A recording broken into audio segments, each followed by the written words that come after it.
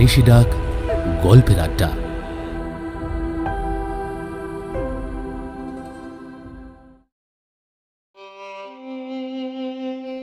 নমস্কার বন্ধুরা, আমি জয়দীপ।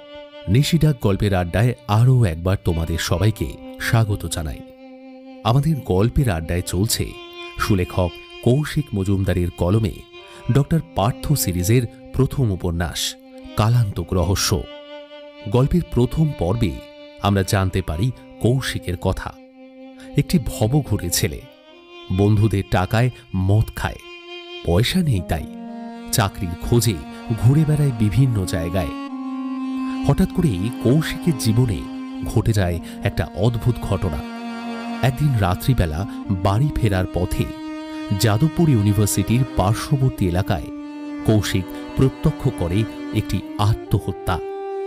15-16 বছরের এক যুবক হঠাৎ করেই বেছে নেয় আত্মহত্যার পথ। ঘুরে যায় কৌশিকের জীবনের মোড়। আলাপ হয় ক্রিমিনোলজির প্রফেসর ডক্টর পার্থর সঙ্গে। শহরের বুকে একের পর এক ঘটে চলেছে আত্মহত্যার ঘটনা। নামি দামি সেলিব্রিটিদের ছেলেমেয়েরা কেন বেছে নিচ্ছে এই আত্মহত্যার পথ? প্রশাসন থেকে পুলিশ মহল টালমাটাল। ডক্টর পার্থ কি পারবেন এই রহস্যের সমাধান করতে? কৌশিক কি হয়ে উঠতে পারবে ডক্টর পার্থর যোগ্য সহকারী? জানতে হলে শুনতে হবে আজকের এই অন্তিম পর্ব। তো চলো আর দেরি না করে শুরু করা যাক কৌশিক মজুমদারের কলমে ডক্টর পার্থ সিরিজের প্রথম উপন্যাস কালান্তক রহস্য। আজ অন্তিম পর্ব।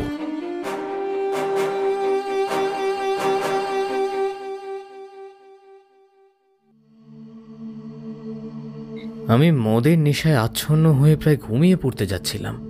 এমন সময় হঠাৎ ফোনটা ভাইব্রেট করে উঠল। একটা টেক্সট মেসেজ। একটু সজাগ হয়ে ফোনের লকটা খুললাম। সুকৃতির নম্বর। জিজ্ঞাসা করছে আমরা ওর বোনের কেসটার কোনো সুরাহা করতে পারছি কি না, কিন্তু এত রাতে কেন? এটা তো অন্য সময় করা যেত। এখন প্রায় 11:15। এই সময় একটা মেয়ে একটা সদ্য পরিচিত ছেলেকে মেসেজ কেন করবে? আমি একবার ফোন থেকে মাথা তুলে দেখলাম বন্ধুগুলো এদিক ওদিক নেশার ঘরে ছড়িয়ে ছিটিয়ে পড়ে রয়েছে। আজ আমাদের আসর বসেছিল ওই 9টার দিকে। ইচ্ছে ছিল 1-2 পেক মেরে 11টার মধ্যে বেরিয়ে পড়ব, কিন্তু সেটা আর হয়ে ওঠেনি। আমি একটা মেসেজ লিখে দিলাম, না সুরাহা হয়নি, তবে আমরা এই মৃত্যুঞ্জয় ছেলেটিকে প্রায় ধরে ফেলেছি, এরপর আর বেশি দিন লাগবে না। মেয়েটা লিখল, তাহলে তো অনেক তাড়াতাড়ি সুরাহা হয়ে গেল। আমি ভেবেছিলাম অনেক দিন সময় লাগবে। বলতেই হবে তোমাদের কিন্তু এলেম আছে। পার্থ স্যারের সঙ্গে ঘুরে ঘুরে আমি নতুন করে রোজ কাজ শিখছি। আজও অনেক কিছু শিখলাম নতুন। স্যারের সাথে থেকে থেকে এই ক্রাইম অ্যান্ড ক্রিমিনাল সম্বন্ধে আমার একটা ধারণা তৈরি হচ্ছে। আমরা কেসটায় কিভাবে এগোচ্ছি মেয়েটা দেখলাম সেই ব্যাপারে বেশ আগ্রহ দেখাচ্ছে। আমি ওকে সব কিছু বলতে লাগলাম। রাত 12টায় মদ্যপ অবস্থায় একটা সুন্দরী মেয়ের সাথে কথা বলতে পারা কার না ভালো লাগে? মনের সব বাঁধন খুলে যায় তখন। ভেতরে সব কিছু উজাড় করে দিতে ইচ্ছা করে। বেশ অনেকক্ষণ চলছিল আমাদের কথোপকথন। সময়ের খেয়াল ছিল না। আমি ভাবতেই পারিনি স্যারের সাথে ঘুরতে ঘুরতে আমার এই সৌভাগ্যটাও হবে। একজন এমএলএর মেয়ে, তার ওপর এরকম অপরূপ সুন্দরী, সে আমার সাথে এত রাতে কথা বলার জন্য এতটা উদ্গ্রীব হয়ে পড়বে।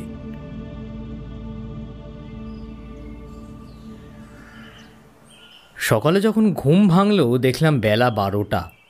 বাকিরা সবাই যে যার কাজে বেরিয়ে গেছে, শুধু বনি রয়েছে। ওর কাজ আরেকটু পরে।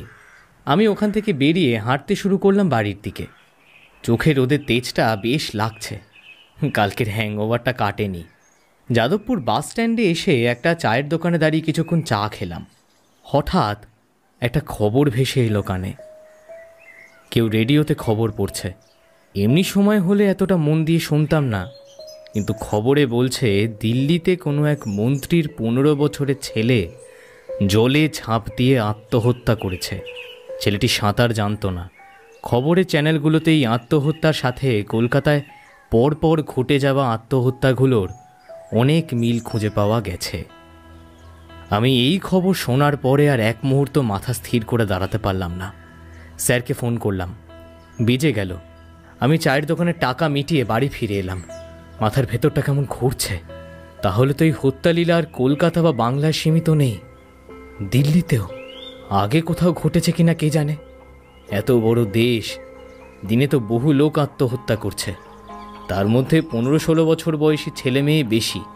কোনোভাবেই কি এই হত্যালীলা আটকানো সম্ভব না? স্যার ফোন করলেন 2টো নাগাদ। কৌশিক, বাড়ি চলে এসো। সন্দীপের সাথে কথা হয়েছে আমার, অনেক কিছু বুঝেছি, এছাড়াও আরো কিছু জিনিস আছে।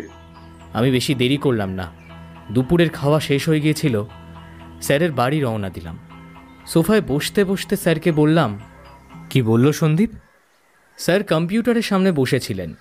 আমার দিকে তাকিয়ে গম্ভীরভাবে বললেন, আমি কিছুক্ষণ বসে রইলাম, কিছু উত্তরও এলো না। আমি আবার নিস্তব্ধতা ভাঙবার জন্য বললাম, আজকে একটা খবর দেখে তখন আপনাকে ফোনটা করেছিলাম। দিল্লিতেও একই ঘটনা। এই আত্মহত্যা শুধু কলকাতায় সীমিত নেই স্যার। স্যার উঠে দাঁড়ালেন, একটা সিগারেট ধরিয়ে আমার দিকে তাকিয়ে বললেন, জানি, শুধু দিল্লি নয়, হায়দ্রাবাদ, পুনে, কেরালাতেও ঘটেছে। তাহলে এইভাবে ছড়িয়ে পড়ছে, এটা কি ওই চীনের ভাইরাস নাকি? ভাইরাসের জন্য কি কেউ আত্মহত্যা করে কৌশিক? তবে এটা যে ভাইরাস নয় সেটাও বলা মুশকিল। এই ভাইরাস মানুষের মনের গভীরে প্রবেশ করে তাকে দিয়ে নিজের ইচ্ছে মতো কাজ করায়। মানে হলো এই ছেলেমেয়েগুলো নিজের ইচ্ছে কাজ করছে না, কেউ অনেক দূরে বসে এদের মনের মধ্যে প্রবেশ করে এদের পরিচালনা করছে। আর এটা সম্ভব হয়েছে এই মোবাইল ফোন আর সোশ্যাল মিডিয়ার জন্য। আমি এখনো কিছুই বুঝতে পারছি না। বেশ হাঁ করেই স্যারের দিকে তাকিয়ে আছি। সন্দীপ নিজের মনকে পরিচালনা করার শক্তি হারিয়ে ফেলেছে। কোনো দলের সাথেও জড়িয়ে পড়েছে, যারা ওকে দিয়ে নিজেদের ইচ্ছে মতো কাজ করাচ্ছে। কিন্তু ও সে কাজ করছে কেন? কারণ ও ভয় পাচ্ছে যে তারা যদি ওর ব্যাপারে সবকিছু সবাইকে বলে দেয় তাহলে ওর বেঁচে থাকা মুশকিল। আচ্ছা, আর এই দুর্ঘটনা যেটা ওর সাথে হয়েছিল? ওটা দুর্ঘটনা নয়। ও যদিও আমায় সেটাই বলল, কিন্তু ওর চোখ মুখ পরিষ্কার বলছিল ও ওটা নিজের ইচ্ছেই করতে গিয়েছিল। কিন্তু ও যদি আত্মহত্যা করতে গিয়ে বেঁচে গিয়ে থাকে, তাহলে তো ও এই ব্যাপারে সবই জেনে যাবে। সুরজিৎকে আমি জানিয়ে দিয়েছি সব। ওরা সন্দীপকে নিয়ে আসবে, জোর করবে, আর পালানোর পথ নেই সন্দীপের। ওরা আগে যতটা পারবে ইনফরমেশন বের করুক, তারপর দরকার হলে আমি একবার কথা বলবো। এখন চলো, সন্দীপকে তুলতে যাবে ওরা। মিহিরবাবু বাধা দিতে পারেন, তাই সুরজিৎ আমায় যেতে বলেছে ওনাকে বোঝানোর জন্য। স্যার বোধহয় আমার জন্যই অপেক্ষা করছিলেন। আমরা বেরিয়ে পড়লাম মিহির সেনের বাড়ির উদ্দেশ্যে। ভদ্রলোকের বাড়ি বেহালা পণ্যশ্রীর কাছে। যখন পৌঁছলাম, পুলিশের 2টো গাড়ি বাইরে দাঁড়িয়ে আছে। পাড়ার লোকজনও ভিড় করে রয়েছে গেটের সামনে। স্যার এগিয়ে গিয়ে একজন কনস্টেবলকে সুরজিৎবাবুর কথা জিজ্ঞেস করে বাড়ির ভিতরে ঢুকে গেলেন। আমি ওনাকে অনুসরণ করলাম।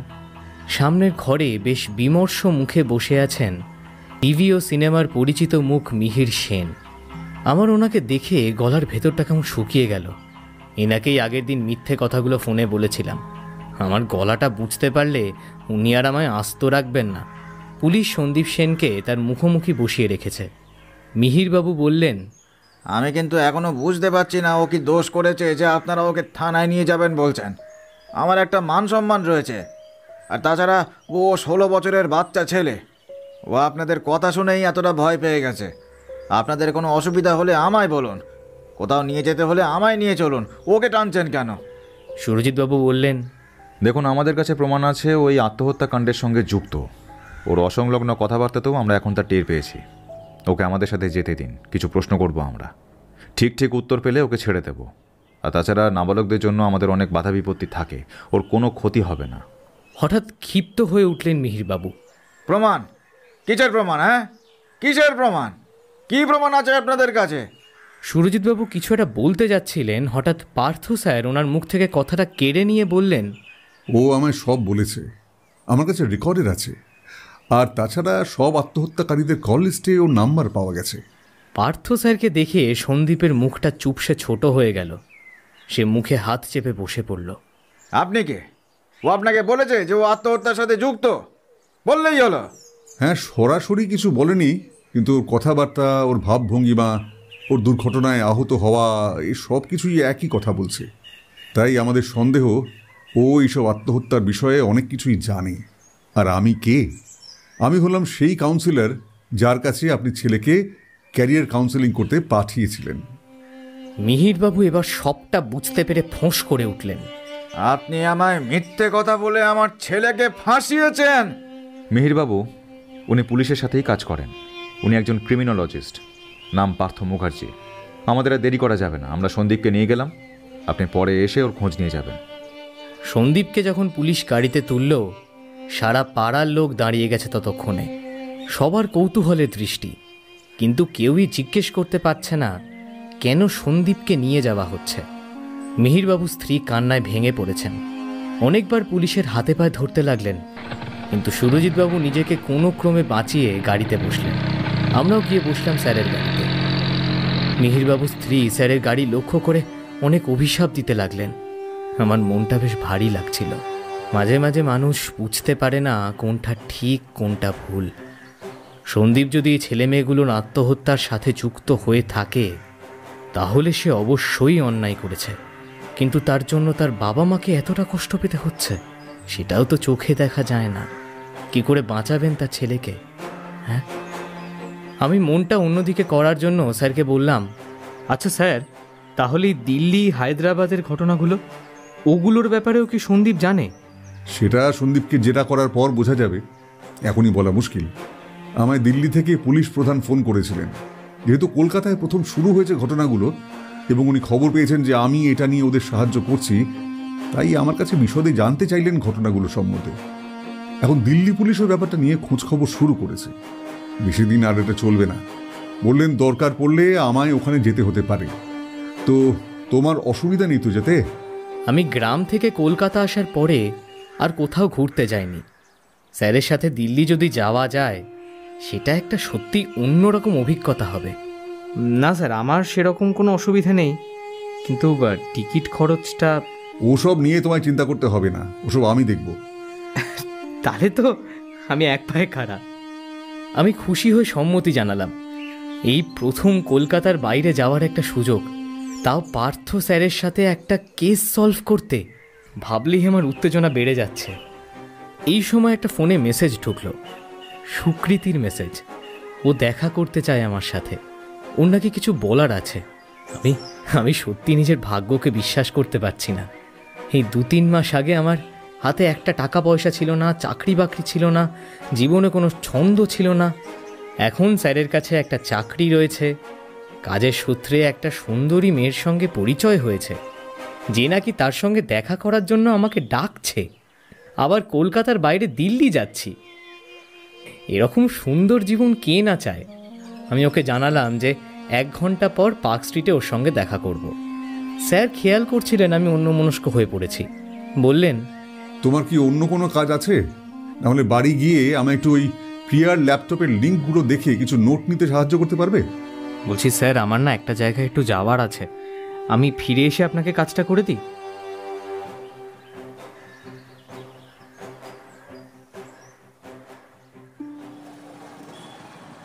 আজকে সুকৃতি একটা হালকা হলুদ বটলনেক টপ পরেছে, আর তার সাথে মিলিয়ে হেয়ার ব্যান্ড আর কানের দুল। আমি একবার ওকে দেখে নিয়ে নিজের দিকে তাকালাম। আমার পরনের সেই 3 দিনের না ধোয়া ফুল শার্ট আর ধর্মতলা থেকে কেনা 500 টাকার পুল ওভার, একদমই বেমানান। কিন্তু যে পোশাক আশাক পরে এতদিন চালিয়েছি, আজ একটা মেয়ের জন্য তো সব কিছু দুম করে পাল্টে ফেলবো না? তাও যদি প্রেমিকা বা বান্ধবী হতো। আপাতত সে আমার স্যারের কেসের মৃত মেয়ের দিদি, তো পুরোপুরি পেশাগত পরিচয় বলা যায়। কিন্তু এইটুকুই মনের সান্ত্বনা যে সে নিজে থেকেই আমায় ডেকে পাঠিয়েছে। ওকে এগিয়ে আসতে দেখে আমিও এগিয়ে গেলাম। তোমার ক্লাস হয়ে গেল? মাথা নেড়ে একটা হালকা হাসি ঠোঁটের কোণে এনে সে সম্মতি জানালো। তারপর বলল, আচ্ছা, আমি তোমাকে বারবার এরকম করে ডেকে পাঠাচ্ছি, তোমার তাতে অসুবিধা হচ্ছে না তো? এমা না না, অসুবিধা কেন হবে? আমাদের এখন এরকম একটা সময় যাচ্ছে, এই সময় যদি আমি তোমাদের কোনোভাবে সাহায্য করতে পারি তাতে তো আমারই ভালো লাগবে। Thank you. আসলে বোন চলে যাওয়াতে আজকাল বড় একা একা লাগে। যে ঘরটায় দুজনে একসাথে শুতাম, অনেক রাত অবধি গল্প করতাম, এখন সেখানে ঢুকলেই মনটা খারাপ হয়ে যায়। মাঝে মাঝে স্বপ্ন দেখি, উঠে পড়ি, খুব ভয় করে। মা খুবই অসুস্থ, তাই বাবা সব সময় মায়ের সাথে থাকছে এখন। তাই আমায় একটু শক্ত হয়েই একাই থাকতে হবে। আচ্ছা আচ্ছা, রাতে যদি তোমার একান্ত ভয় করে তাহলে কিন্তু আমাকে ফোন বা মেসেজ করতে পারো। আমি তো জেগেই থাকি। কিন্তু সেটা করা কি রোজ ঠিক হবে? তুমি পুলিশের সাথে থাকো, নিশ্চয়ই অনেক ব্যস্ত থাকো। আরে আমি সব সময় কোথায় পুলিশের সঙ্গে থাকি? আমি তো রাতে আমার বন্ধুদের সঙ্গে থাকি। ও, তোমার বন্ধুরাও কি তোমার সাথেই থাকে? হ্যাঁ, আমি তো দুজনের সঙ্গে রুম শেয়ার করি। আর কিছু বন্ধু বান্ধব আছে ওদিকে মেসে থাকে, যাই মাঝে মধ্যে আড্ডা মারতে। বাহ, তোমার জীবনে কত স্বাধীনতা। কেন, সে কি, তোমারও তো অনেক বন্ধু বান্ধব আছে কলেজে, সেদিনই তো দেখলাম। না না না না, এক সেকেন্ড, তুমি ভুল করছো কৌশিক। আমার বাবা আমায় কারোর সাথে সেরকম মিশতে দেয় না। আমি তো মন্ত্রীর মেয়ে, তাই আমায় সব সময় সবার থেকে একটা দূরত্ব বজায় রাখতে হয়। এই যে যেটুকু সময় আমি এখন তোমার সাথে কথা বলছি, এইটুকু সময়ও আমি অনেক বলে ম্যানেজ করেছি। কিছুক্ষণের মধ্যেই গাড়ি আসবে আমায় নিতে। তাহলে তো তোমার অবস্থা খুবই খারাপ। বলছি, প্রিয়ার সাথেও কি উনি এরকমই করতেন? আরও বেশি করতো। বাবার ধারণা হয়েছিল আমি কলেজে উঠে একদম বিগড়ে গেছি, আর আমি স্কুলে কোনোদিনও বোনের মতো ভালো রেজাল্ট করতে পারিনি, তাই সব চাপ গিয়ে বোনের উপরেই পড়েছিল। এইরকম অবস্থায় প্রিয়াও কিছু বলতো না? আমায় বলতো সব যা বলার। আসলে মানসিকভাবে না ও খুব চাপে থাকতো। আমি অনেকবার ওকে বুঝিয়ে সুজিয়ে থামাতাম। হতে পারে এই চাপ থেকে মুক্তির রাস্তাও পেয়েছে এই আত্মহত্যার মধ্যে দিয়ে। কিন্তু এর জন্য আত্মহত্যা করবে?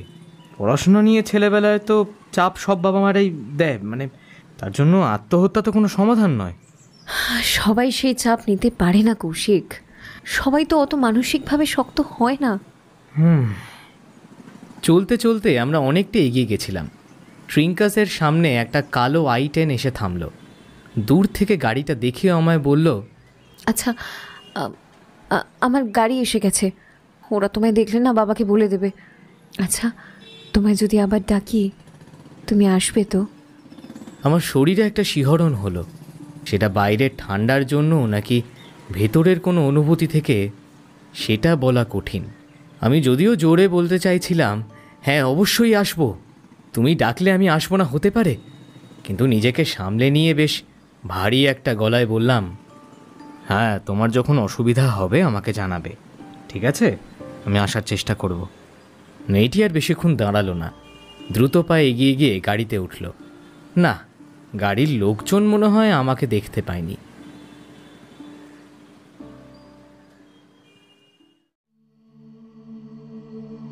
সুরজিৎবাবুরা সন্দীপের জেরা করছে আজ দুদিন ধরে। এদিকে সব দিক থেকে খবর রটে গেছে যে মিহির সেনের ছেলে এই আত্মহত্যার ঘটনায় জড়িত। কিছু দৈনিক কাগজে এই আত্মহত্যার ঘটনার উপরে ধারাবাহিকভাবে রিপোর্ট ছাপাচ্ছে। বিভিন্ন মানুষকে দিয়ে তাদের এই বিশেষ মতামত নিচ্ছে। টিভি চ্যানেলগুলো এখন প্রায় রোজই এই তর্ক বিতর্কের অনুষ্ঠান শুরু করেছে। বিভিন্ন মনোবিদ বা সমাজের নানান স্তরের মানুষদের এনে তাদের কাছে জানতে চাওয়া হচ্ছে এই আত্মহত্যার কারণ। সঠিক কারণ কেউই জানে না, সবাই নিজের মতো করে ব্যাপারটাকে বিশ্লেষণ করছে। ভারতবর্ষে আত্মহত্যার ঘটনা যে বেড়েই চলেছে। বিভিন্ন জায়গা থেকে খবর আসছে কোনো না কোনো বিশিষ্ট ব্যক্তির ছেলে বা মেয়ে আত্মহত্যা করেছে। এর মধ্যে পার্থ স্যারের কাছে আরও দুবার দিল্লি থেকে ফোন এসেছে।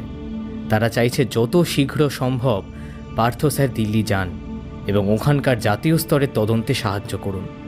পার্থ স্যার সন্দীপের কাছ থেকে কি তথ্য বেরোয় সেই জন্য আরও 2-1 দিন সময় চেয়ে নিয়েছেন তাদের থেকে। আমায় তৈরি থাকতে বলেছেন, যে কোনো সময় দিল্লি যেতে হতে পারে। আমি এখন দিন 2 সুমিতদের বাড়ি গেলেও মদ্যপানটা কম করছি। সুকৃতির সঙ্গে এখন রোজ 2-3 বার করে হোয়াটসঅ্যাপে বা ফোনে কথা হচ্ছে। তাই সুমিত বা মনির ওখান থেকে ফিরেও আসি 11টার মধ্যে। এমনই একদিন রাত 11:30 নাগাদ স্যার ফোন করলেন।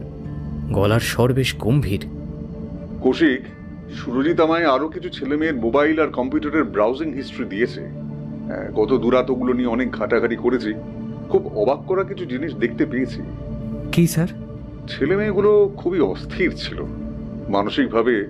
এরকম অস্থির এই বয়সের ছেলে মেয়ে আমি খুব একটা আগে দেখিনি। এরা ঘন্টার পর ঘন্টা শুধু মোবাইল আর ইন্টারনেটেই সময় কাটাতো। এক একজনের কম্পিউটার বা মোবাইলের ইন্টারনেট ব্যবহার হয়েছে দিনে 5 থেকে 6 ঘন্টা। আর এর কোনোটাই এদের পড়াশুনো বা খেলাধুলো সংক্রান্ত জিনিসে নয়। এতক্ষণ মোবাইল বা কম্পিউটারে থাকছে কি করে? ওদের তো স্কুল থাকে, টিউশন থাকে। তুমি ভুলে যাচ্ছ, এখন অনেক স্কুলেই আর ফোন নিয়ে যাওয়া বারণ নয়। আর আরেকটা জিনিস হলো, এদের ইন্টারনেট ব্যবহারে এদের বাড়ির থেকে কোনো বাধা নেই। বাড়ির লোকেরা খোঁজই রাখে না এরা কি ধরনের ওয়েবসাইট ঘাটছে। তাহলে তো বেশ চিন্তার ব্যাপার, কারণ এই বয়সে তো ভুল পথে যাওয়াটা খুব সোজা। আর ইন্টারনেট তো আজকাল পশরা সাজিয়ে বসে আছে ভুল পথে নিয়ে যাওয়ার জন্য, তাই না? একদম ঠিক ধরেছ। আমি বুঝতে পারছি না এই প্রজন্মটা এতটা বিপথগামী কি করে হয়ে গেল। আমার দাদার ছেলেটাও রয়েছে। আমায় তো তাহলে এবার থেকে ওদের উপরে নজর রাখতে হবে, দাদাকেও সতর্ক করতে হবে। না স্যার, আপনি ভয় পাবেন না, ওরা খুবই ভালো। আমি তো ওদের সঙ্গে রীতিমতো সময় কাটাই। যাকে আপনি আর কি পেলেন? এরা প্রত্যেকেই নিজেদের একাকিত্ব কাটানোর জন্য এই মোবাইল বা কম্পিউটারের নেশায় ডুবে আছে। বিভিন্ন ওয়েবসাইটে তাদের নানা ধরনের খারাপ পথে নিয়ে যাচ্ছে। কিন্তু এই বয়সে মানুষের বিবেকবোধও খুব শক্ত হয়। সে বারবার নিজেকে আটকানোর চেষ্টা করে খারাপ পথে যাওয়ার থেকে। তাই এরা খুব বেশি করে কোনো কিছুকে আঁকড়ে ধরার চেষ্টা করে। আর যখন এরা কোনো মানুষ থেকে সাহায্য পাচ্ছে না, তখন মোবাইল বা কম্পিউটারে খুঁজছে এই সব জিনিস। কি ধরনের জিনিস? এই কিভাবে হতাশা থেকে বেরোনো যায়, কিভাবে নিজের চিন্তা ভাবনা, নিজের ইচ্ছা শক্তির উপর নিয়ন্ত্রণ আনা যায়, এই সব। এই ছেলে মেয়েদের ইন্টারনেট হিস্ট্রিতে তার অজস্র প্রমাণ রয়েছে। আমি বুঝতে পারছি এরা নিজেদের ভুল পথে যাওয়ার থেকে বাঁচানোর জন্য আপ্রাণ চেষ্টা চালিয়ে যাচ্ছে। এই এক ধরনের অদ্ভুত মানসিক অবসাদ কৌশিক। আমাদের প্রজন্মে আমরা এর কল্পনাও করতে পারিনি। স্যার, এই আত্মহত্যার ঘটনাগুলো এই অবসাদের ফল নাকি এই অবসাদ থেকে মুক্তি পেতে চাওয়ার ফল, সেটাই তো বুঝতে পারছি না। সময় বড় খারাপ যাচ্ছে। মানব সভ্যতা যত যন্ত্র নির্ভর হয়ে পড়ছে, ততই যন্ত্র আমাদের মনকে গ্রাস করে নিচ্ছে। এর থেকে মুক্তি পাওয়া খুব কঠিন, খুব কঠিন। এই ছেলে মেয়েগুলো নানান ধরনের সেলফ হেল্প বই বা ওয়েবসাইট ঘাটাঘাটি করছে। এছাড়াও আত্মনির্ভর হয়ে কি করে বাঁচা যায় সেই সব নিয়ে খোঁজাখুঁজি করছে। আরেকটা অদ্ভুত জিনিস লক্ষ্য করলাম, ওদের মৃত্যুর বিষয়ে অনেক ধরনের লিঙ্ক পাঠানো হচ্ছে। মৃত্যু এমন একটা জিনিস যার সম্বন্ধে মানুষ এখনো অনেক প্রশ্নের উত্তর খুঁজে চলেছে। তুমি কি জানো এই মৃত্যুকে দুভাবে বিশ্লেষণ করা যায়? এক হলো মৃত্যু একটি দেয়াল যেখানে এসে সব শেষ হয়ে যাচ্ছে, আর দ্বিতীয়ত মৃত্যু একটি দরজা যা আমাদের এক জন্ম থেকে আরেক জন্মে নিয়ে যায়। দুই ক্ষেত্রেই আমাদের পক্ষে মৃত্যুকে উপলব্ধি করা সম্ভব না। আমাদের আশেপাশের মানুষরা আমাদের মৃত্যু দেখতে পেলেও বা অনুভব করতে পারলেও আমরা তা পারি না। তাই এদেরকে এই লিঙ্কগুলোর মাধ্যমে মৃত্যুর এই চিরাচরিত দুই বিশ্লেষণের বাইরে যেতে বলা হচ্ছে। যত গভীরে যাচ্ছি আমি আরো অবাক হচ্ছি জানো। কিন্তু কে বা কারা এটা করছে সে ব্যাপারে কোনো ডিজিটাল প্রেজেন্স পেলাম না। সেসবগুলো খুব সুন্দরভাবে সরিয়ে ফেলা হয়েছে। ইন্টারনেটের মাধ্যমে এরা নিজের পরিচয় সম্পূর্ণ গোপন রেখেছে। কিন্তু সেটা আপনি এত স্থিরভাবে বলছেন কি করে? বলছি কারণ আমি একটা প্যাটার্ন দেখতে পাচ্ছি। এই সংগঠনটি এদের দলের যা চিন্তা ভাবনা সেটা এই ছেলে মেয়েগুলোর উপর জোর করে চাপিয়ে দিচ্ছে, সোজাসুজি ভাবে না করে অন্য পদ্ধতিতে। এই সংগঠনের বিশ্বাস, চিন্তাধারা সবকিছু, অথচ সামনাসামনি নিজেদের সংগঠনের নাম দিয়ে কিচ্ছু প্রচার করছে না। আর সোশ্যাল মিডিয়াও খুব সাহায্য করছে ওদের। এদের মতাদর্শ অন্য, কিন্তু সোশ্যাল মিডিয়ার আড়ালেই সেটাকে অন্যভাবে লোকের মনের ভেতর ঢুকিয়ে দিচ্ছে। তো এই ছেলেমেয়েগুলোও কি সেই সব জিনিস নিয়ে অনেক বেশি অনলাইনে খোঁজ করছে? হ্যাঁ, বিভিন্ন ধরনের লেখা, তার লিঙ্ক, ভিডিও। আর আমার মনে হয় সবকিছু এদের নিজেদের খুঁজে নেওয়াও নয়, কিছু এদের পাঠানো হয়েছে যেগুলো এরা খুলে দেখছে, যেটা হিস্ট্রিতে রয়ে গেছে। আচ্ছা, মানে ওদের এগুলো এত জোর করে মনের ভেতর ঢোকানো হচ্ছিল বেশ কিছুদিন ধরে। হ্যাঁ, আর শুধু তাই নয়, এদের মধ্যে থেকে লজ্জা আর ভয় কাটানোর চেষ্টাও করা হয়েছে। মানে এই বয়সের ছেলে মেয়েদের মধ্যে লজ্জা আর আত্মসম্মান বোধ খুব প্রখরভাবে থাকে। শুধু তাই নয়, এরা যেহেতু জীবনে কোনো বড় সমস্যার সম্মুখীন হয়নি, তাই এদের মনের ভেতর থাকে ভয়। সমাজ, বন্ধু বান্ধব এদের কিভাবে গ্রহণ করছে সেই ব্যাপারে থাকে সন্দেহ। সেই সব জিনিস কাটানোর চেষ্টা করা হয়েছে। মানুষ সবচেয়ে বেশি ভয় পায় মৃত্যুকে। সেই মৃত্যু ভয় কাটানোর জন্য ওদেরকে দেওয়া হয়েছে মানুষ মৃত্যুর পরেও কিভাবে বেঁচে থাকতে পারে তার উপর বানানো কিছু বোকা বোকা ভিডিও, যেগুলোকে এরা সত্যি বলে বিশ্বাস করছে। কিন্তু স্যার, যারা এগুলো করছে তারা তো এগুলো এখনও করে চলেছে। আর শুধু কলকাতা নয়, সারা ভারতবর্ষ জুড়ে কত ছেলে মেয়ে রোজ রোজ এই ফাঁদে পা দিচ্ছে। কোনো খবর আমরা পাচ্ছি, কোনোটা পাচ্ছি না। জানি জানি, তবে এটা কলকাতা দিয়ে এটা কেন শুরু করলো এটা এখনো বুঝতে পারছি না। সেটাও ঠিক, কিন্তু এত জায়গা থাকতে কলকাতা কেন? তার মানে নিশ্চয়ই ওরা এখানকার বাসিন্দা বা এদের কোনো সদস্য আমাদের শহরে রয়েছে। স্যার, সন্দীপ কি ওদের লোক হতে পারে? হওয়ার সম্ভাবনা কম। আমার মন বলছে সন্দীপ এই ছেলে মেয়েগুলোর মতোই ওদের শিকার। ও যদি আমাদের কোনো খোঁজ দিতে পারে তাহলে আমরা এগোতে পারবো। কাল এসো একবার সকালে, সন্দীপের সাথে দেখা করতে যাব, দেখি যদি ওরা কিছু পেয়ে থাকে। আমি সম্মতি জানিয়ে ফোনটা রেখে দিলাম। ফোনটা রাখতে গিয়ে দেখি প্রায় অনেকক্ষণ কথা বলা হয়ে গেছে। স্যার যা যা বললেন মাথার মধ্যে ঘুরছে। সত্যি তো, এইভাবে তো ছেলে মেয়েগুলোর মনকে পরিচালনা করা হচ্ছে। তার মানে যারা করছে তারা কোনো সন্ত্রাসবাদীদের চেয়ে কম তো নয়।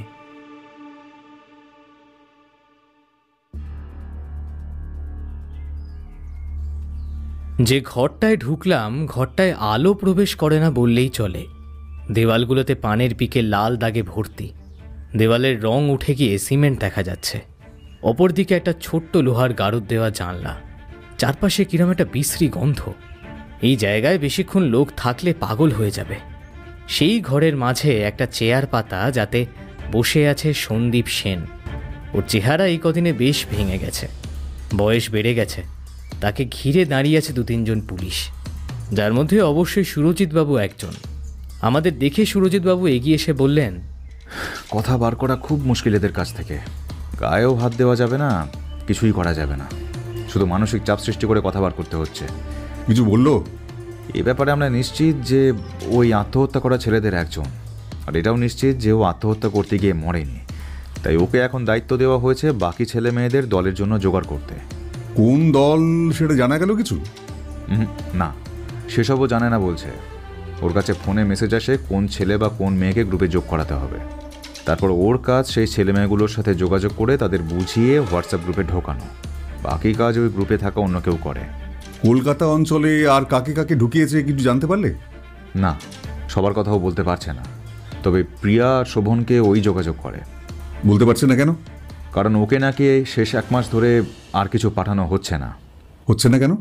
মনে হচ্ছে পুলিশ কলকাতায় খোঁজাখুঁজি শুরু করায় ওরা এখানে এইসব কিছুদিনের জন্য বন্ধ করে রেখেছে। বুঝলাম, তার মানে এরা সব কিছুরই খবর রাখছে। সেটাই মনে হচ্ছে। তো তুমি কি করবে ভাবছো? আমি একবার কথা বলবো ওর সাথে। সুরজিৎবাবুর অনুমতি নিয়ে স্যার সন্দীপের দিকে এগিয়ে গেল। সন্দীপকে দেখে খুব ক্লান্ত মনে হচ্ছে। কোনো রকমে চোখ তুলে তাকালো। তার চেনা মুখ। স্যার সামনে রাখা চেয়ারটায় বসলেন, বললেন, সন্দীপ, তুমি যে অপরাধ করেছো তার শাস্তি কি হতে পারে তুমি জানো? কোনো উত্তর এলো না। অনেকক্ষণ তাকিয়ে থাকলো সন্দীপ, ঘাড় নাড়ল। তুমি কিছু ছেলে মেয়েকে ভুল বুঝিয়ে আত্মহত্যা করার পথে ঠেলে দিয়েছো, আর প্রত্যেকেই নাবালক। সন্দীপের গলা দিয়ে একটা অস্ফুট স্বর বেরিয়ে এলো।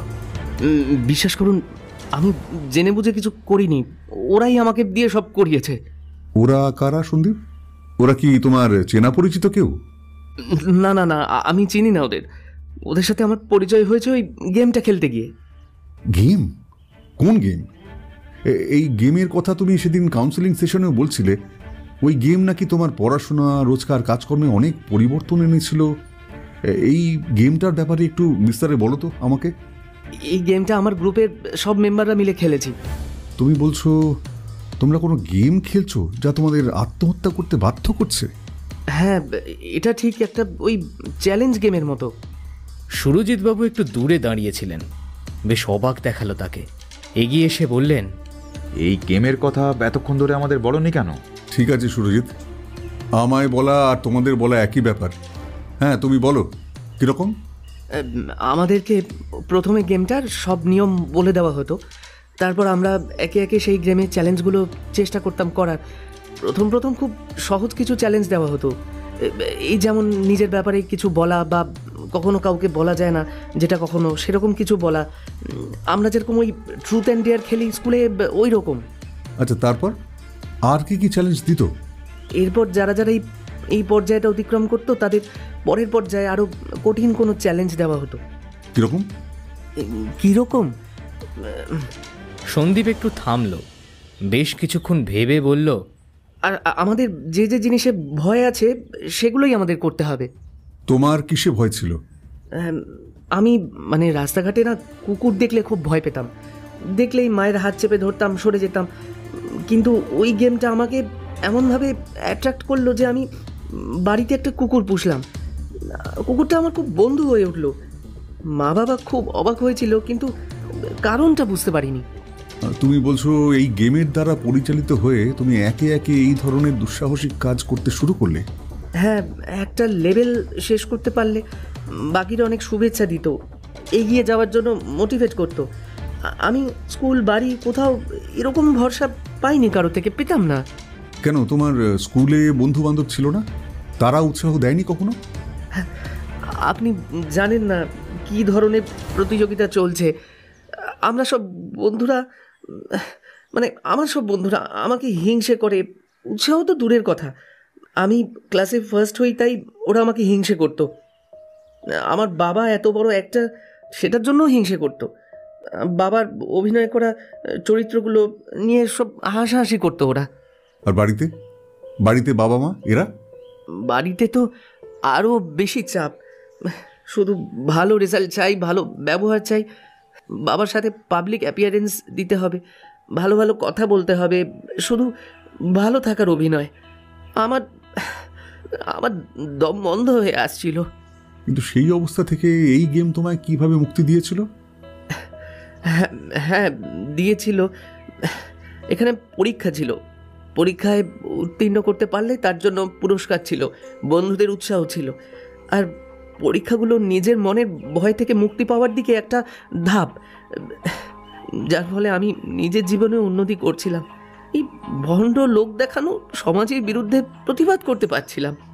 আর এখানে কেউ আমাকে সন্দীপ সেন নামে জানতো না, আমার আমার নিজের পরিচয় ছিল।